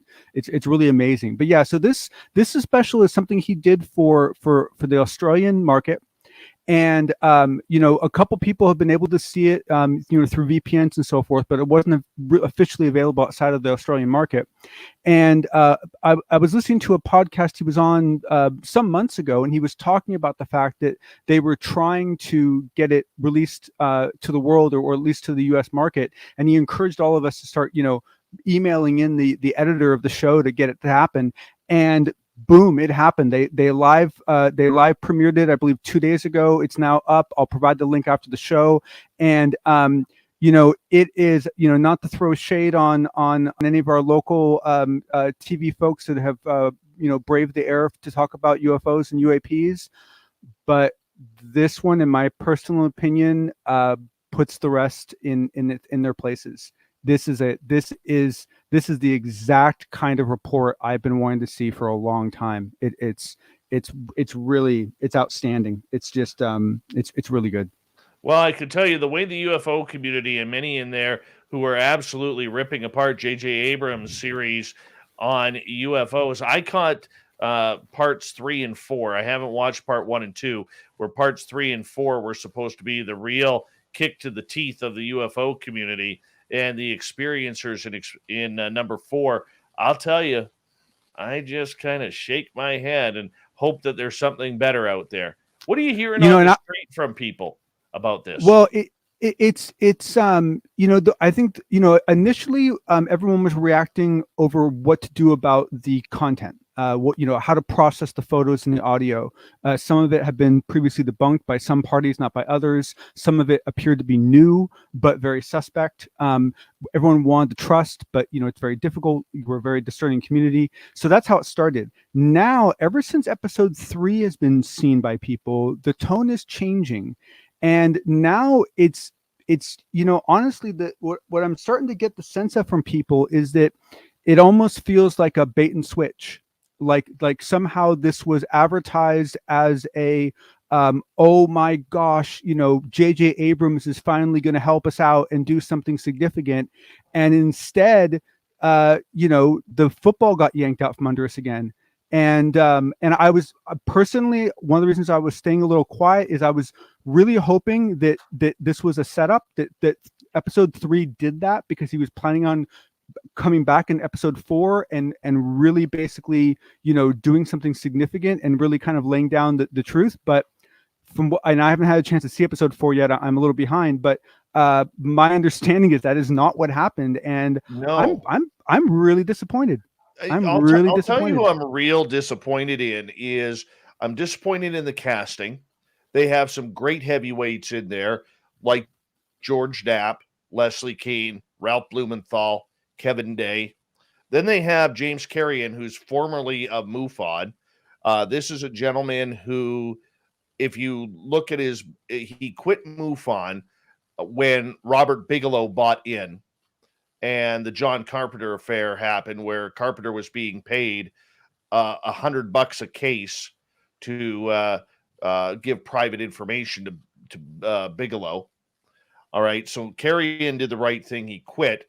But I mean, his holier than thou attitude on the show about credibility of witnesses, about credibility of what they are experiencing can't be true. Credibility about any type of research out there, even going as far as throwing a cheap shot at the U.S. Navy pilots who came in contact with the Tic Tacs. I don't know where this is coming from. I thought John Greenwald from the Black Vault was great so far in it. And, I realize a lot of people will disagree with me on that, but I thought he was great. No, he was playing a more careful line than I hoped he would, but he was playing the line fairly. I'll give him that. Yeah, but highly disappointing. Then you have a no-name historian in season 4 or in episode 4 who comes out and says there are no UFO historians out there. And, well, let's see. If I scratch my head a little bit here, Richard Dolan is one. I would say Grant Cameron is another one. The late Stanton Friedman. Yeah, or hey, I'll take your historian and I'll double down with a statistician, right? How about we throw Cheryl into it, right? I mean, come on. I mean, it's like, yeah. It just seems like they went out of their way to literally rip apart a lot of the hard work that had been done up until this point. And I'm not interested. I'm not interested. Yeah. And so if Ross Coulthart, who is an award-winning journalist, he'd be like the Walter Cronkite of Australia. I mean, if he is out there chasing down the world's biggest story, I think we have a new journalistic leader in this field. He may not be from the United States or Canada, but Australia is still part of the Commonwealth for us up here. And I think Ross Coulthart, in my opinion, everybody should be paying attention to what he is reporting on. He is a pro. He is going at this with strict investigative journalism. He's not holding back, and he's giving the information that he gets. So I'm excited to see this series. Thanks for bringing that up. No, and the last thing I would add is I finally got my hands on the audiobook of his new book that he actually narrates himself. And I could not say enough nice things about it. It's a totally fun thing to listen to because he even throws in accents. It's awesome. It's really good. The Debrief, put on by Tim McMillan, they hooked a big fish in adding Leslie Kean to the Debrief team. Yeah, and when I started reading the article, I was expecting Leslie's kind of normal very methodical and color within the lines sort of article. And it started out with this great quote that I won't read all of, but it was a quote from Mitt Romney saying that if they were, that would suggest they have technology that is in a whole different sphere than anything else we understand. And frankly, China and Russia just aren't there, and either are we. By the way, when asked if the objects could be adversarial or ours. You have several good quotes in there from U.S. senators and congressmen basically saying point blank, these are not ours. They may be extraterrestrial, we don't know, but they're not ours, and they're not Russian, and they're not Chinese, and we better figure out who owns these, because this is serious technology way beyond what we can achieve. But what was amazing was what she did next. And that is that she then spends the bulk of the rest of the article. I'll use a very biased term, and I'll say she shish kebabs. She shish kebabs Neil deGrasse Tyson and Seth Shostak. It really in beautiful ways. With Leslie's standard, attention to detail and eloquent writing, and she lays out several of their arguments, shows how ridiculous they are, and I just want to specifically call out the one she said about Seth, where he tries to pose an opposing question and says, "Well, why are they here now? Why didn't they visit the Romans?" As if that's a question that the fact that the scientists would ask that just horrifies me. I mean, it's like, that is like the most, no one can answer that. Like, it's the most ridiculous question. And to pose that in this debate just shows that you're trying to make mud, And well, then I guess, sorry for cutting you off. Please. The thing that bugs me about this, dude, is the fact that Avi Loeb, who has gained so much traction over the last couple of years, to me, literally hit his first flat tire by bringing Seth Shostak onto the Galileo project. Yeah. Like, why would you do that? This guy has been anti-UFO, anti-anything ufology, and now you're in the most in the biggest collegiate effort into UFO study. You're going to bring in the guy who has denied UFOs for decades? It doesn't make sense. So I'm glad Keane went after him. Yeah, I know. I agree. And I really think what's happened there is, I think Avi or someone else is basically giving Seth one last chance. One last chance to save his historical image. Because if he doesn't change soon, what's going to happen is that we're all going to look at everything that he's been saying in the last year and a half, and we're suddenly going to realize why SETI has failed. We're suddenly going to realize who is actually steering that organization and what type of people they had in those steering roles. Because let's face it, this is a guy that he had SETI, like the legitimate organization that's supposed to be actually looking for extraterrestrial signals, right?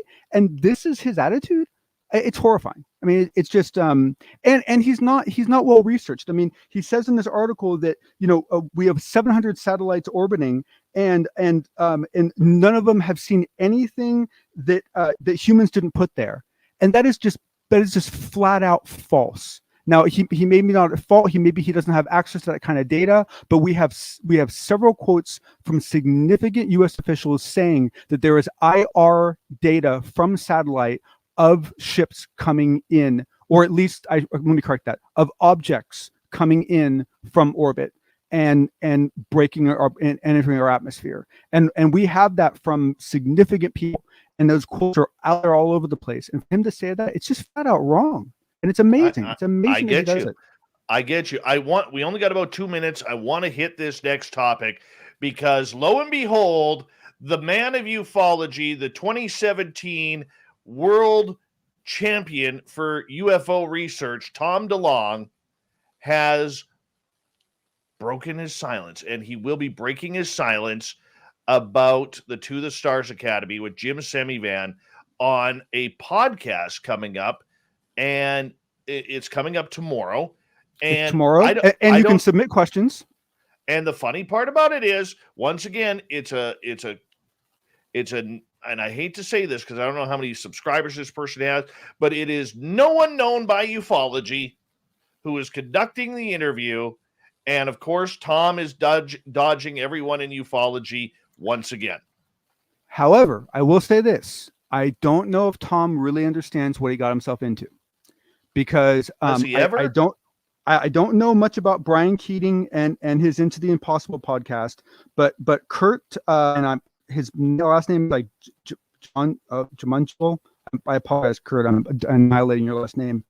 His podcast is incredibly technical. He asks some of the most direct and shield-piercing questions of anyone in the podcast universe. And his Jeremy Corbell interview has 700,000 views. Incredible. I mean, this guy pulls in. He did an interview with Noam Chomsky, but they got 1.2 million views, and he's only been doing this for a year. Thanks, bud. It's going to be good. Everyone, post questions. This is your chance. Ask Tom what you want to know. Well, Tom, what's it like to have the three superstars on your team walk away from you? What happened? He's dodging everything. He is dodging everything, you know. And it's going to be interesting to see the role Jim Simivan plays tomorrow as well. You know, is he there? Is he there as an equal partner, or is he there to keep Tom from, stepping on landmines? Well, we'll soon see. We'll soon Yes, see. we We'll will. get your report in just a couple of days' time. John, thank you so much for coming on the SOR Unbiased UFO Report, and we'll see you next time, buddy. Have a good evening, sir. Thank you much.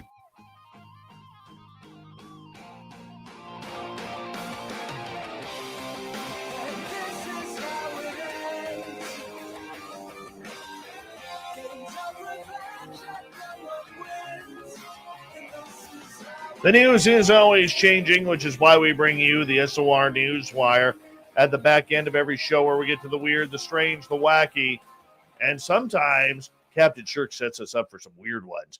Firefighters battling the Dixie Fire have also been facing a second enemy in California, a serial arsonist who went on a spree of setting fires in July and August and who sought to trap fire crews with his fires, according to agents from the U.S. Forest Service. This is sickening. And the guy is a former college professor. Gary Maynard is his name. He's the suspect, citing their tracking of his movements and other evidence. Where Maynard went, fires started, not just once, but over and over again. The government said in a court memorandum arguing for Maynard to be denied bail.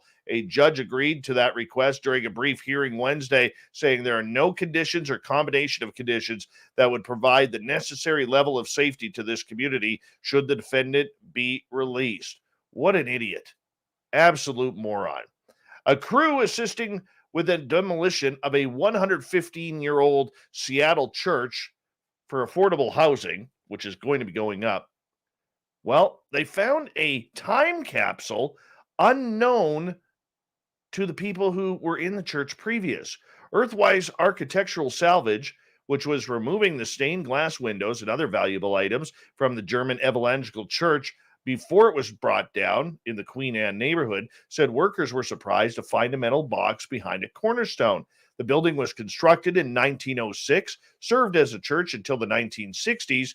In the 70s, the building was renovated and used as a counseling center. Aaron Blanchard, the director of operations at Earthwise, said it's rare to be surprised by a time capsule discovery, as such things are normally well documented with instructions to be opened in 100 years. This church situation is unique, usually because the time capsules are tracked and archived. Well, what's in it? What's in it? Oh, yeah, here it is. Inside, they found German language literature, publications like the Evangelical Messenger, newspapers from Ohio with articles about the Evangelical Association, a bishop's handwritten letter detailing the founding of the church, and a booklet of the group's financial information. Here's a weird one. Animal rescuers called to a Singapore home in which a woman thought she heard a cobra hissing in her house but it ended up being a malfunctioning electrical toothbrush. Yeah, the resident Ji Yan sent a team into her bedroom, couldn't find the noise until they heard it. Thought it was a black spitting cobra, one of the venomous kind. Aren't all cobras venomous? Yep. They searched the home for nearly an hour before Mohammed Safari bin Mansour discovered the source of the hissing, an Oral-B electric toothbrush. Go figure.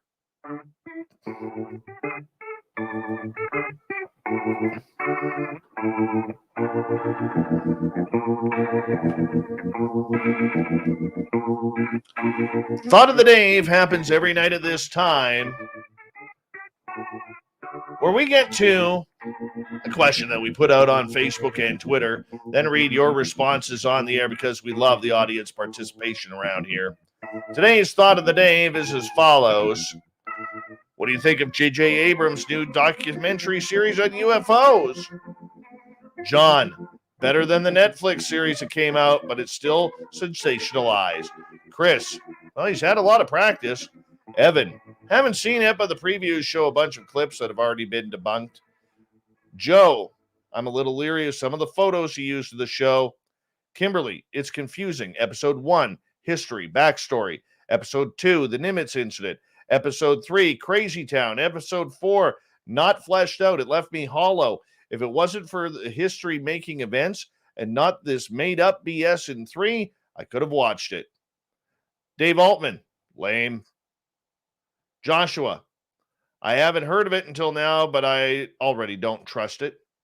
Catherine, I want to see it, but it really does just sound like production of already released info. So is JJ after the money or knowledge? And how does he think this will impact it? Sirkan called it amateurish. Ouch. Chad, would this be the question of the Dave? No, it's my thought of the Dave. That's why it's titled Thought of the Dave. Anyways, Melinda Leslie, not a fan.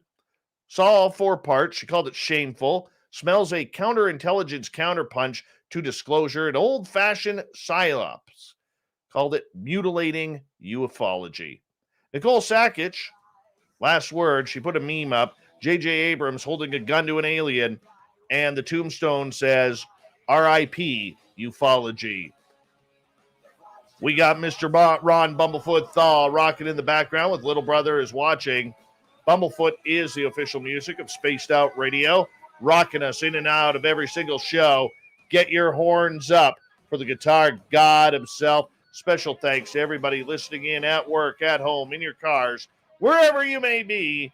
Thank you to everyone in our chat rooms tonight, including Facebook, YouTube, LGAB, Revolution Radio, Twitch, Spreaker, the Space Travelers Club, and of course, our friends on Twitter at hashtag Spaced Out Radio.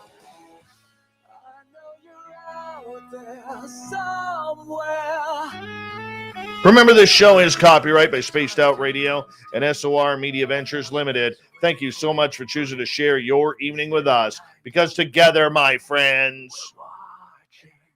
we own the night. Mr. Bumblefoot, we need a favor. We need you to take us home.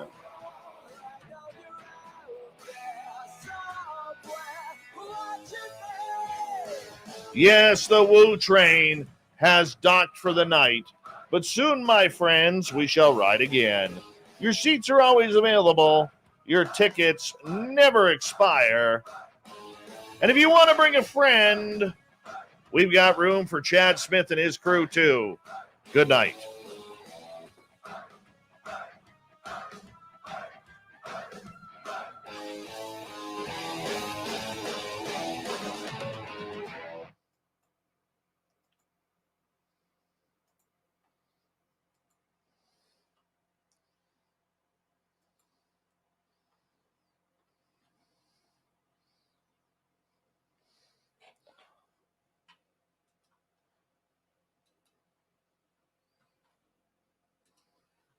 Give me 2 seconds here.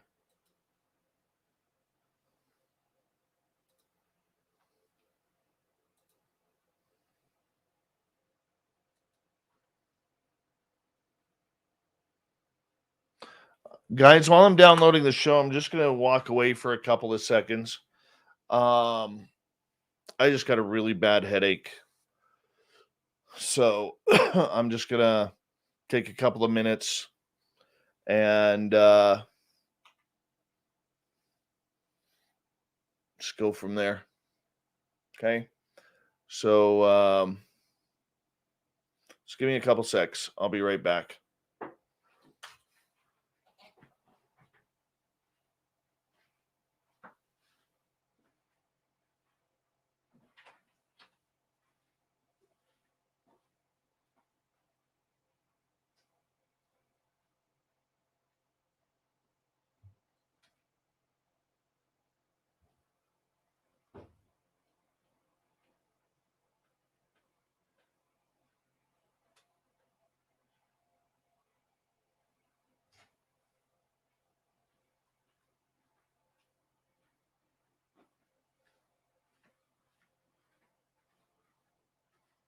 Give me a sec here.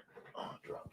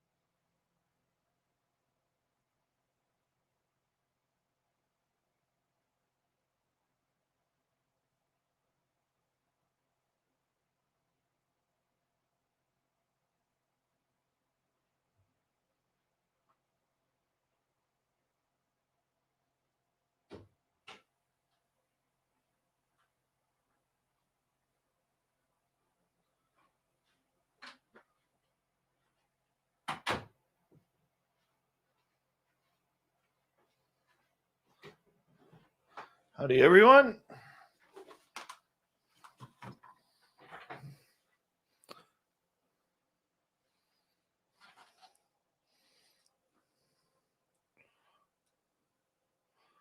Hold on, I got a message from Captain Shirk. What were you taking hits of during the show? I'm trying to cut down on my cigarette smoking, so I've that way I don't leave my office when I take my dogs out. So I got a vape. Okay, now we can continue here. Bobby Chizzy, what's going on?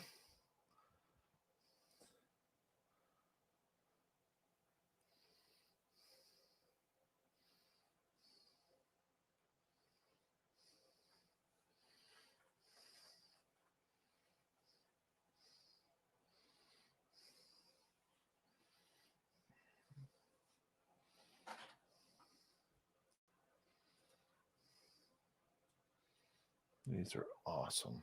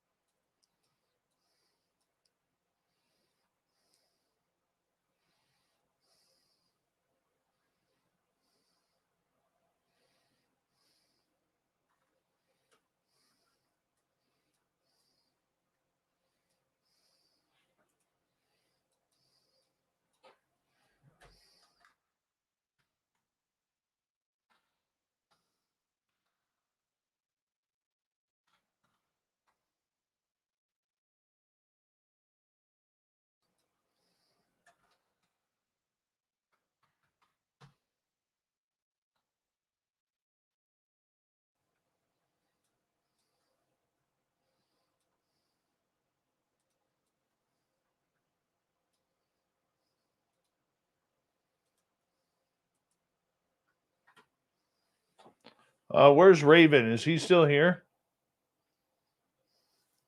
I don't want him thinking that I'm pissed, because I'm totally not. Totally not pissed at him at all. Neil Jones, how's it going?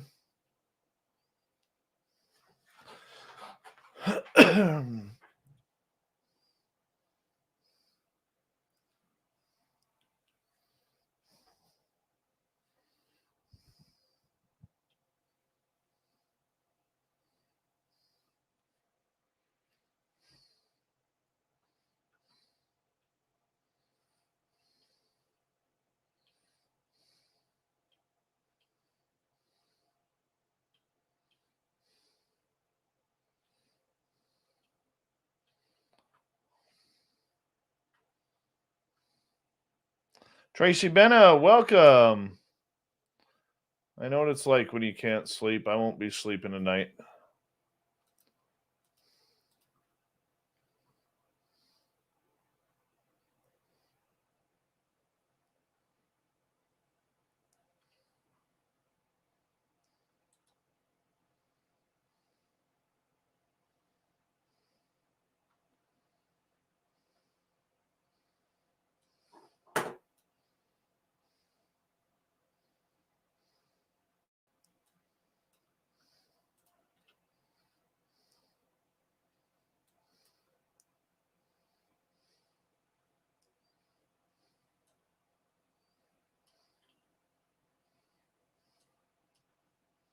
There we go. Beauty.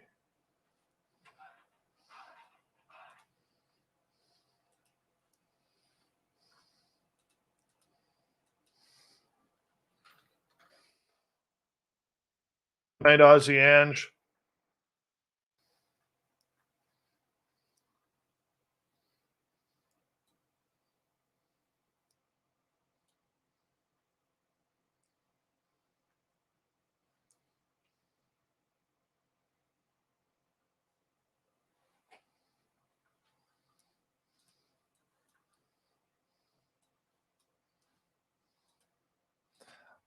Art Bell was amazing. And He always brought on the crazies because the crazies brought ratings. What he didn't do was allow people to overstep their boundaries on his show. That's what got them banned.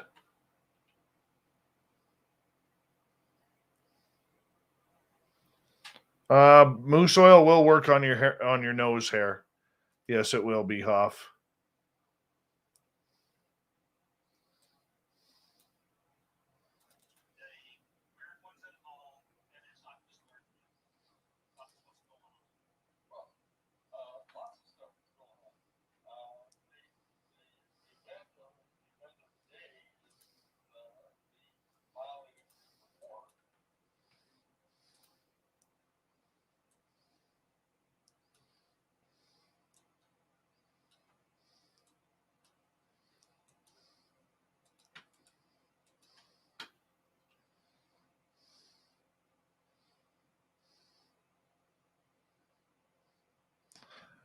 Adam, yes, I did.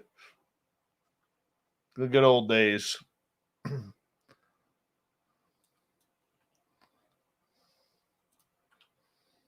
was known to have an affinity for dropping the gloves.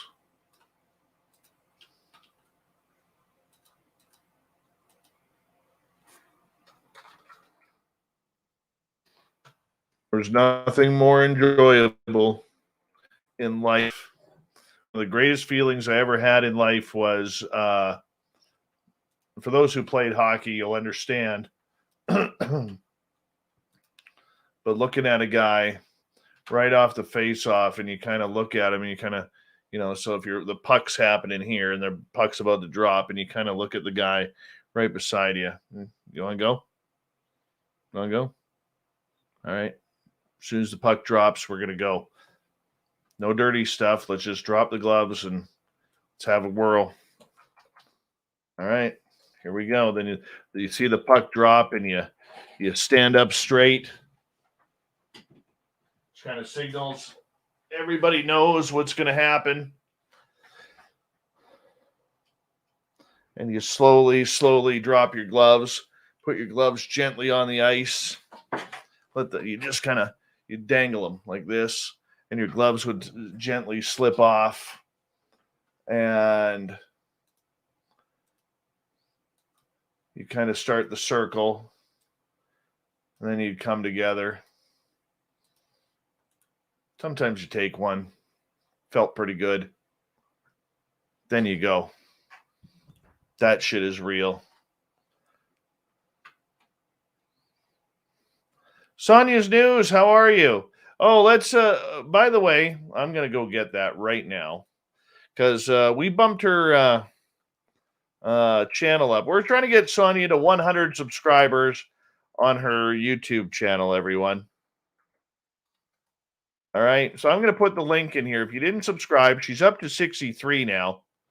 Okay, if you didn't subscribe yesterday, do me a favor and subscribe to Sonia's News because she's awesome. And so if you haven't already, go click on that link while you're listening and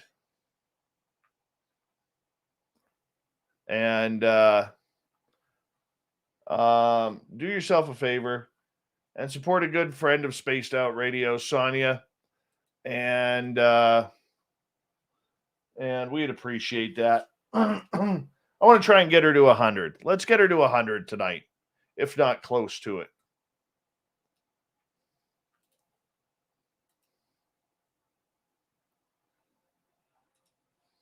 Let's do that for her. She deserves it.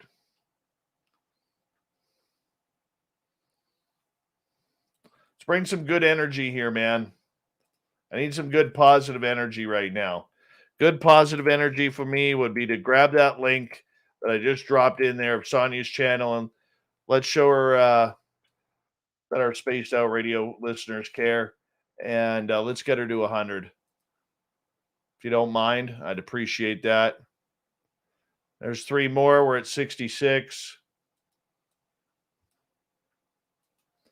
Am I on number 2 or 3? One, number 3. That's what I thought. All right, so copy, paste. Give me 2 seconds here.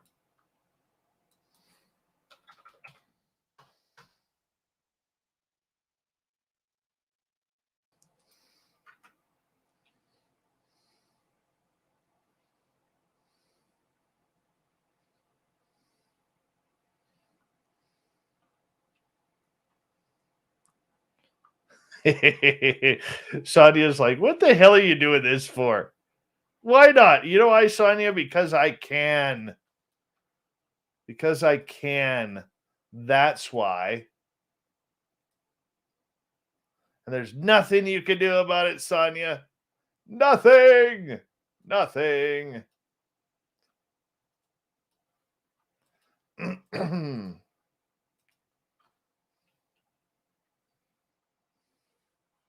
What are we at now? Okay, I'm going to refresh here. We're at 73. We need 27 more. 27 more.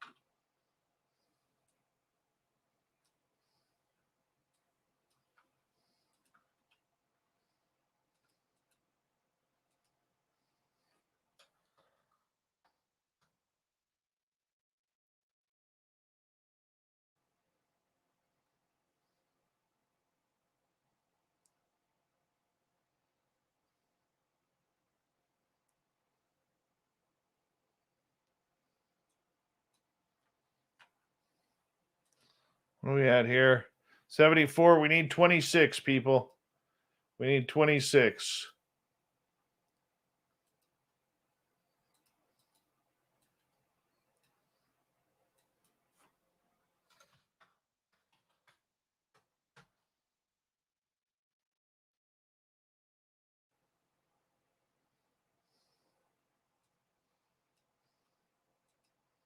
Let's get the beautiful lady to 100. I'll repost the link here momentarily.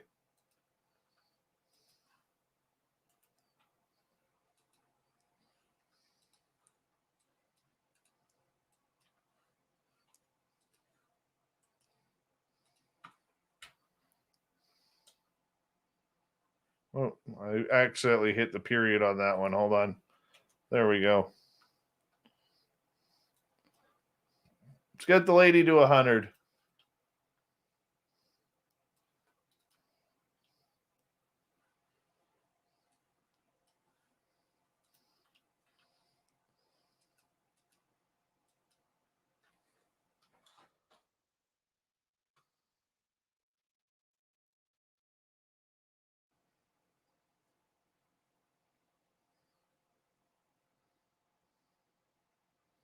We're going to bring Sonia on the air one night.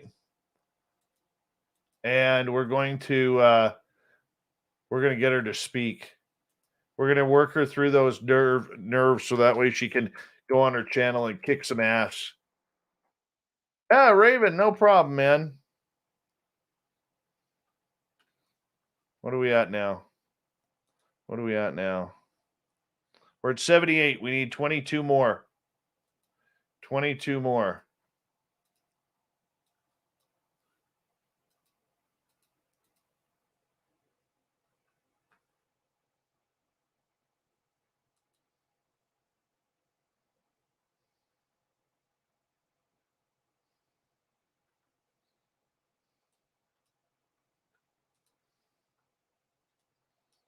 Guys, let's get over the conference fee. All right. Let's chat about something a little bit more positive. Like getting Sonia 100 subscribers.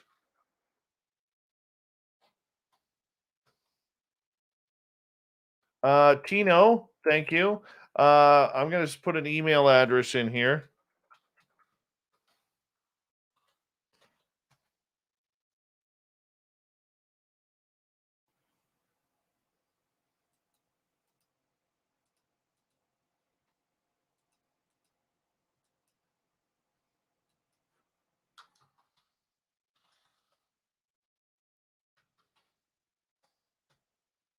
Hi, Ethereal Aura.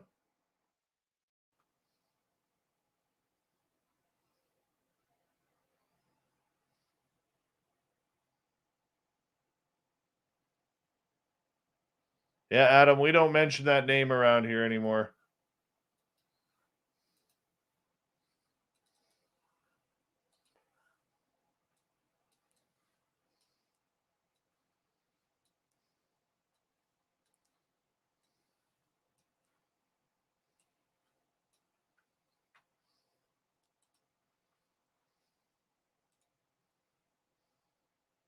What would I do if I won the 649?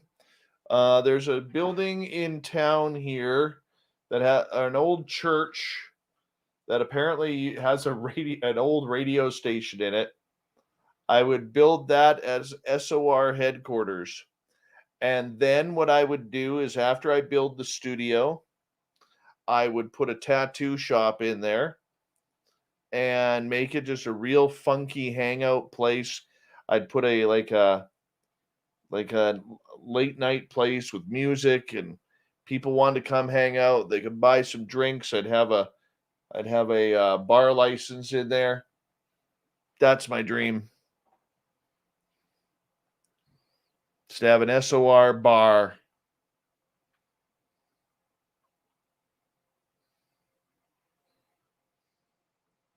Who needs snake oil when you can have Mighty Moose beard oil?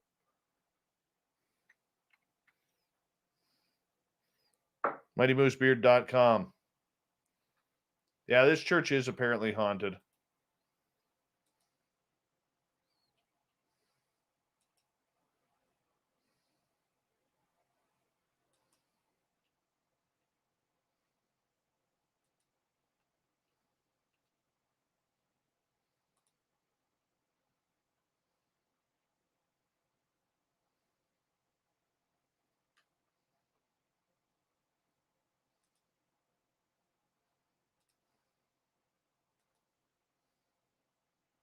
We're at 80 people. We need 20 more of our listeners. 20 more of our listeners to go over to Sonia's YouTube channel and hit subscribe. We're trying to get her to 100. Can you imagine Sonia at coffee with the girlfriends earlier today? Yeah, this guy, Dave Scott, this Canadian guy, he's all of a sudden pushing everybody to my YouTube channel. Hi, who's your geode? How's it going? Carbines, thank you. Nice to see you. Outside you can, Jason. Outside you can.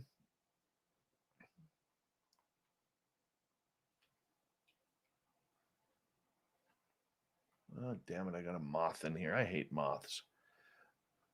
See? Sonia was talking about us at work today. All right. Sonia, we're going to have some fun here. You want to have some fun with me? Do you trust me, Sonia?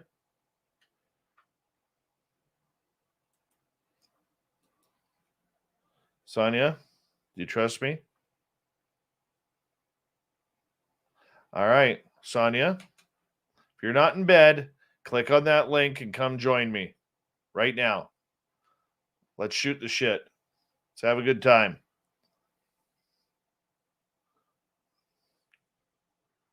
Oh, there's that moth, you bastard. Come on, let's do this.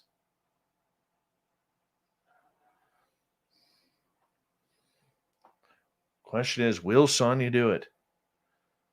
It's like the Jeopardy music is waiting.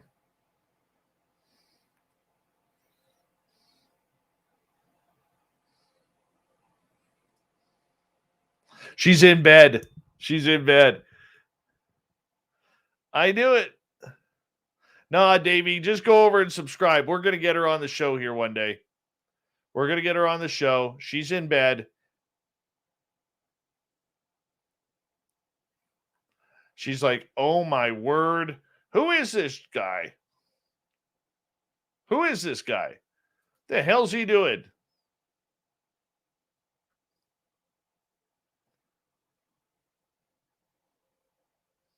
There's that moth. Come on. Tease me again. You jerk. I know where you are right now. I can see you, you dirty bastard. Got nothing to throw at you.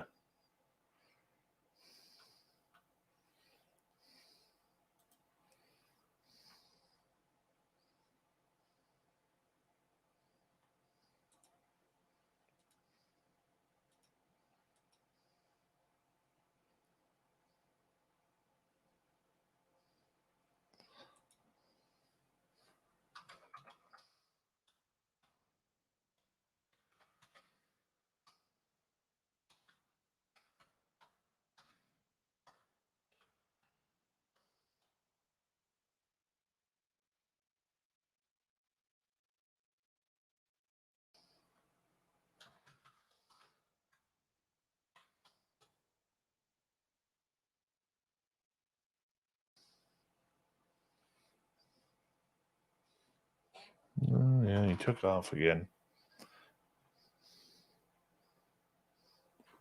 Got him! Got him! I told you I would get you, you stupid idiot. I told you I'd get you. Huh? Told you I'd get him. Right there. Your mother's got a wooden leg with a kickstand, and you're now dead. Go have some spider food now, jerk. Guess I should put this guitar up since.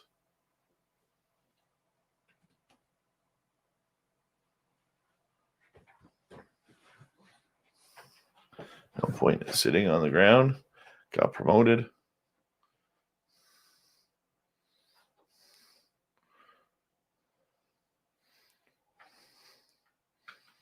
Love that line. Remember Eddie Murphy and Delirious? Your mother's got a wooden leg with a kickstand. I've never forgot that. Yes, I'm wearing my pajama bottoms. No, I'm in my pajama bottoms tonight.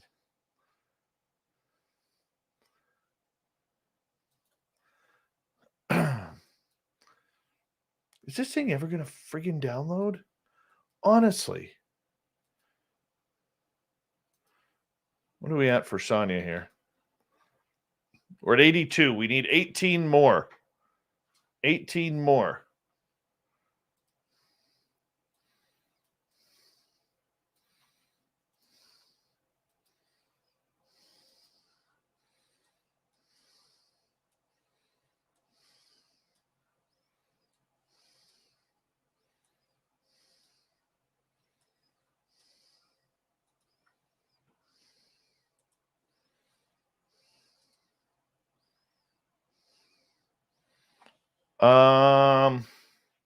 I just remember it flying back.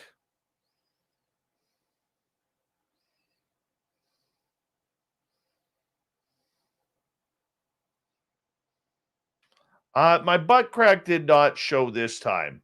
I would admit if it did. It did not show this time. Did it? No, it's covered up now, and I'm sitting down. You can't be like that. It's not fair. Call it out when it happens.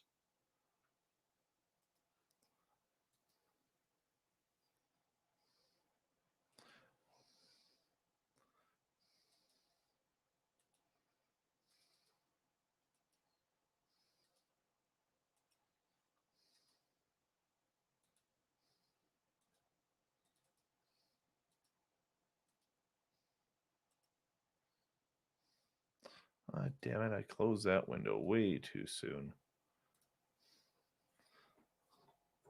I got moth dust all over my screen.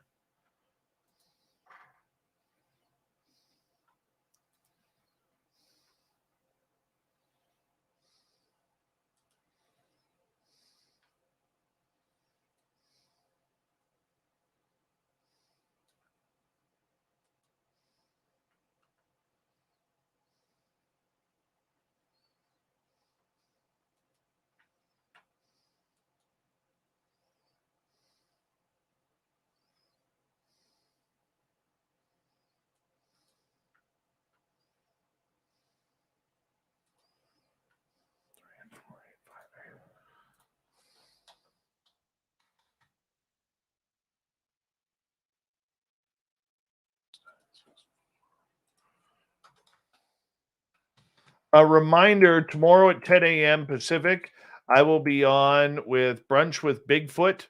That would be Bigfoot Rob and Tex, talking Bigfoot, Sasquatch, cryptids, UFOs, aliens. We'll be talking about everything. Brunch with Bigfoot on YouTube. And it's going to be a lot of fun. Probably an hour, 2 hours we'll be on. That'll be great. And then tomorrow night on the show, we have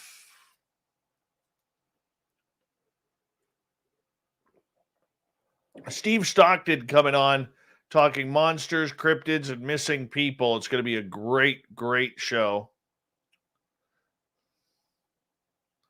Yeah, 10 o'clock tomorrow morning. That would be 1 p.m. Eastern, noon Central, 11 Mountain.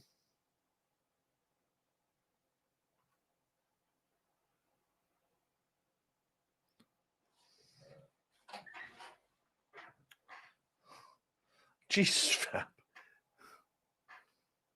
NTR Blues, how you doing, man?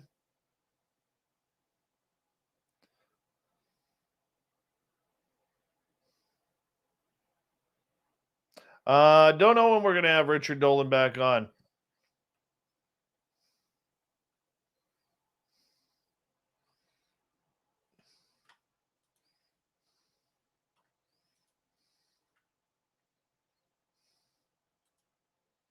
I have no idea.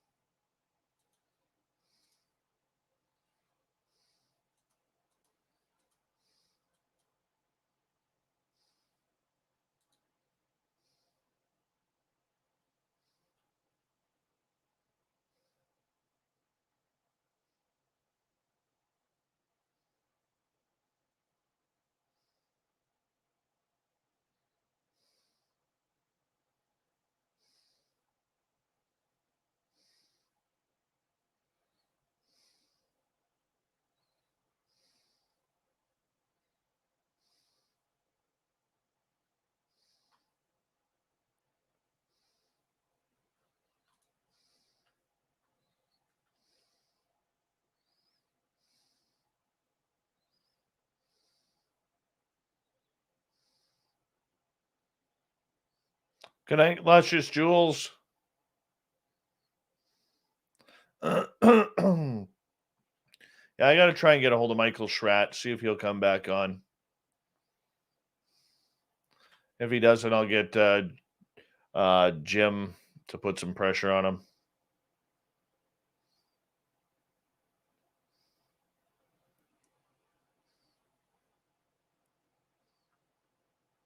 Hello, Space Cadet Lottie. How are you, beautiful? Good morning to you. How's that side of the Commonwealth?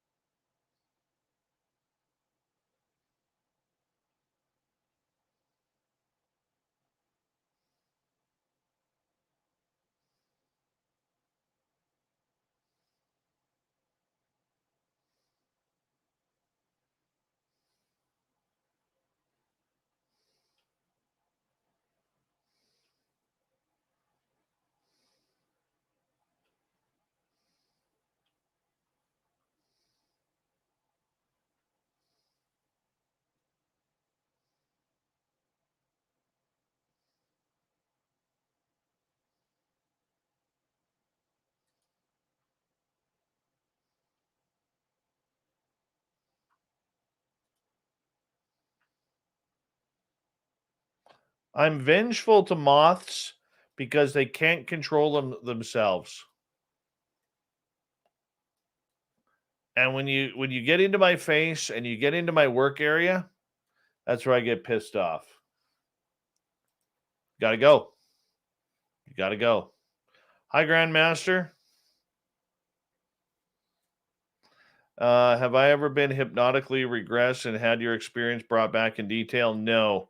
I have been hypnotically regressed, but never to that point. I want to.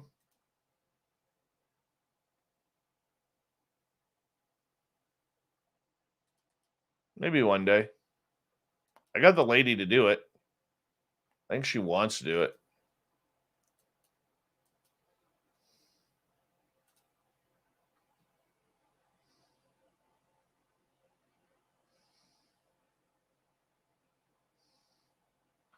Hi, Grandmaster.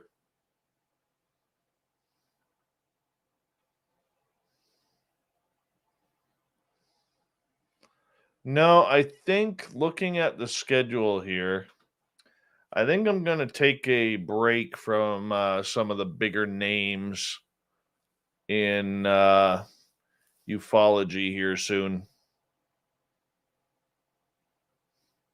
I'm going to take a break.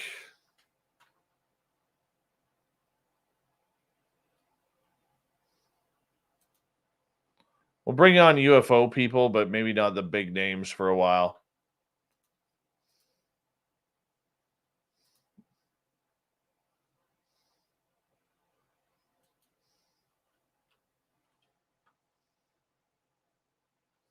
What's Sandia's channel up to now? We're up to 82 still. Sandia will try again tomorrow night.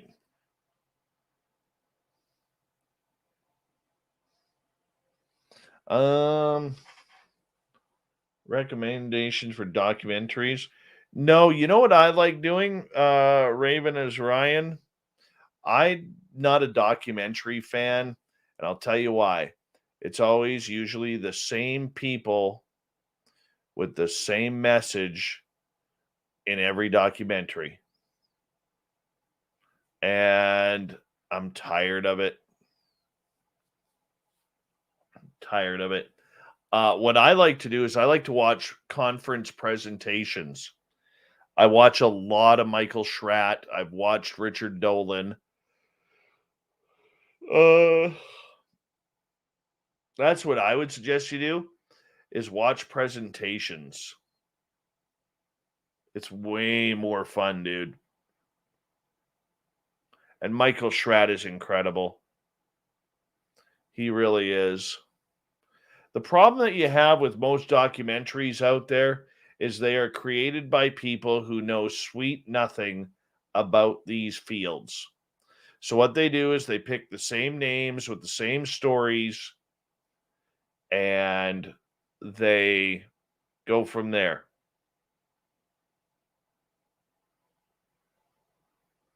Right? Yeah, I'm looking forward to Swamp Dweller on Friday night too. That's going to be fun.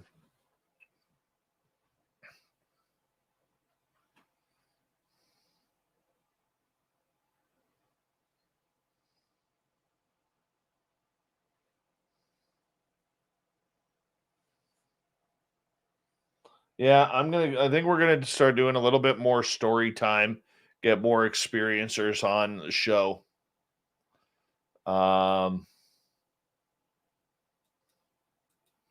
I'm not happy with the UFO field right now. Actually, between you and me, I'm kind of disgusted and worn out by it.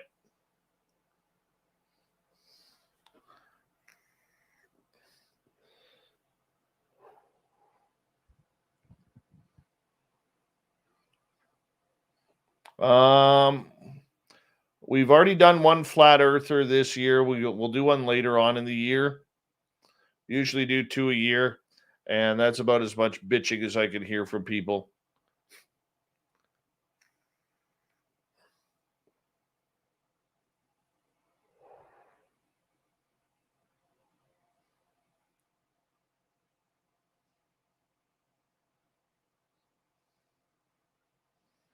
Worn out how? That's a loaded question.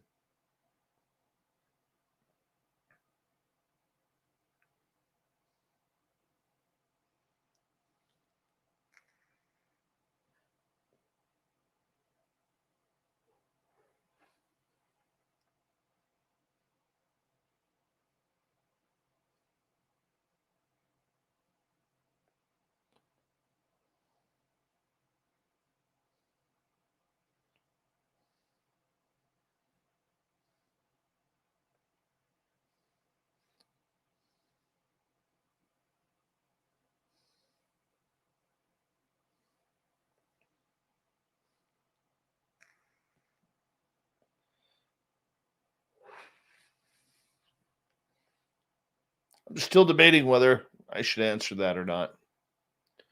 Good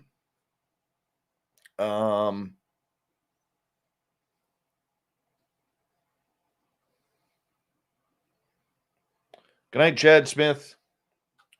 No, I don't think I'm going to answer that. I really don't think it's in my best interest right now to answer that question, because it's one of those questions that if I start, I'm probably not going to stop. And that is something that I really, really would want to stop on.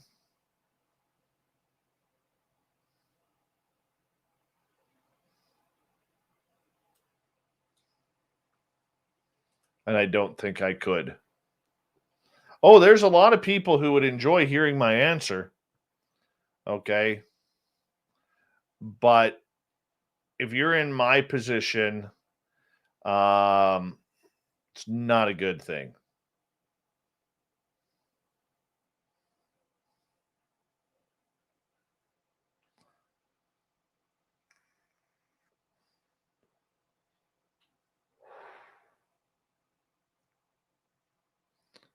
I am Chad Smith, and I'm still on the tube.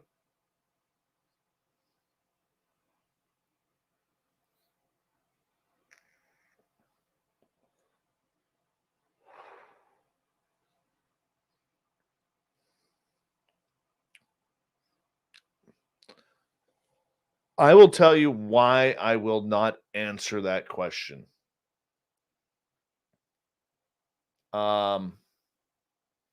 I will not answer it because the field is full of trolls and full of people who are looking at anything and any quote and any sort of drama to to fire back publicly on social media. And it doesn't matter whether you're right or wrong. The only thing that matters is people are going to get pissed off, and people are going to take your words, misconstrue them, and then plaster it all over social media. And then you get into pissing matches, because then they have to respond, then you have to respond, then they have to respond. And I can tell you, the amount of times over the last 3 years that I have had to bite my tongue really, really hard sometimes.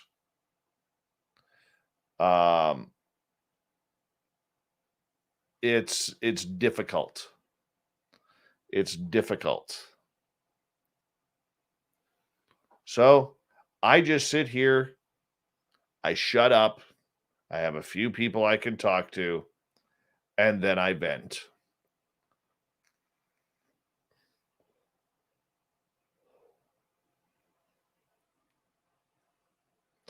YJ, yes and no. A lot of the troll attacks that we have had have been from bots. And the 3 others that we have come from a certain channel.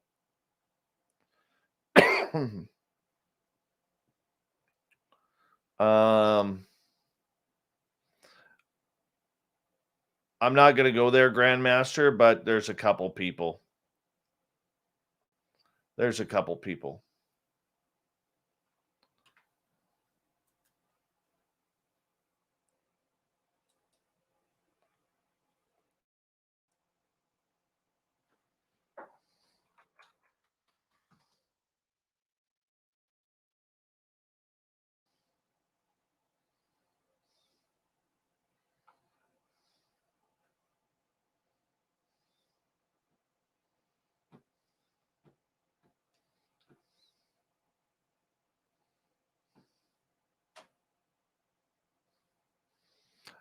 Yeah, Jello, but the thing is, I'm not a podcast. I'm a radio show. And to be honest with you, I hate that word podcast. I really do.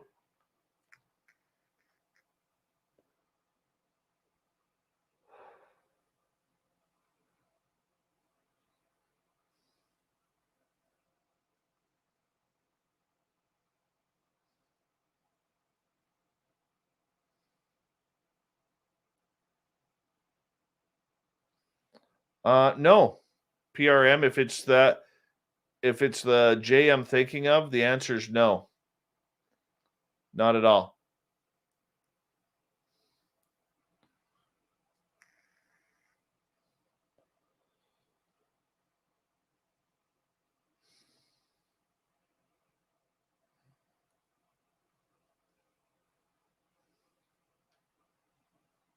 No.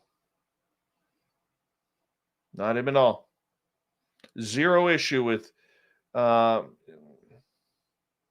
zero issue. Hey Adam, how you doing?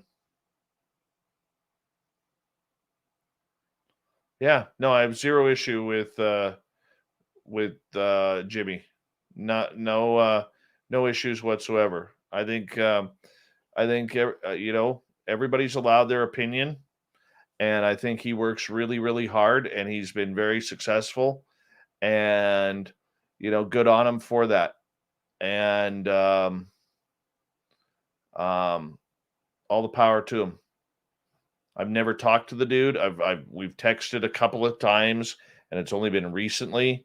And recently, was a month ago, and it wasn't even a private text message. It was more of on Facebook chat, and he's been good. So no, I don't have any issue with him. I don't have any issue with Dave Schrader. I love Dave Schrader. I have a lot of respect for a lot of people. And no, I wouldn't bring him on as a guest. Not a hope. It's kind of a radio thing.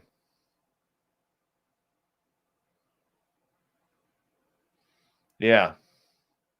So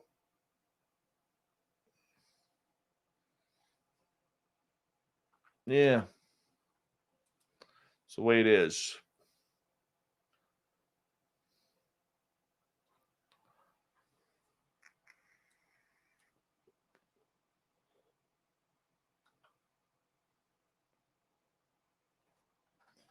Well, on that note, I'm going to go to bed because I'm tired. And tomorrow night on the show, Steve Stockton, we're talking about a lot of cool stuff tomorrow. Missing people, cryptids, monsters, Bigfoot. We're going to get into it a lot tomorrow. Thank you to Michael, Ed, Lori, Patrick, Chad, Jeremy, Tim, Bob, Guillermo, Jason, Hector, and Chad for the amazing super chats. It's a great way to support what we do. Red the Valley, to quickly answer your question, the air quality is very good right now. Very good. Sonia, I'm gonna get you to 100 by tomorrow. Promise you. We're 18 short. Excuse me. We're 18 short. We're going to get there. So if you haven't signed up for Sandia's channel yet, Sandia's News, go for it. Let's get her going. And yeah, thank you to all the veterans who listen to this show. Thank you to all of you. You guys are awesome. Love you. And we'll talk to you soon. Good night.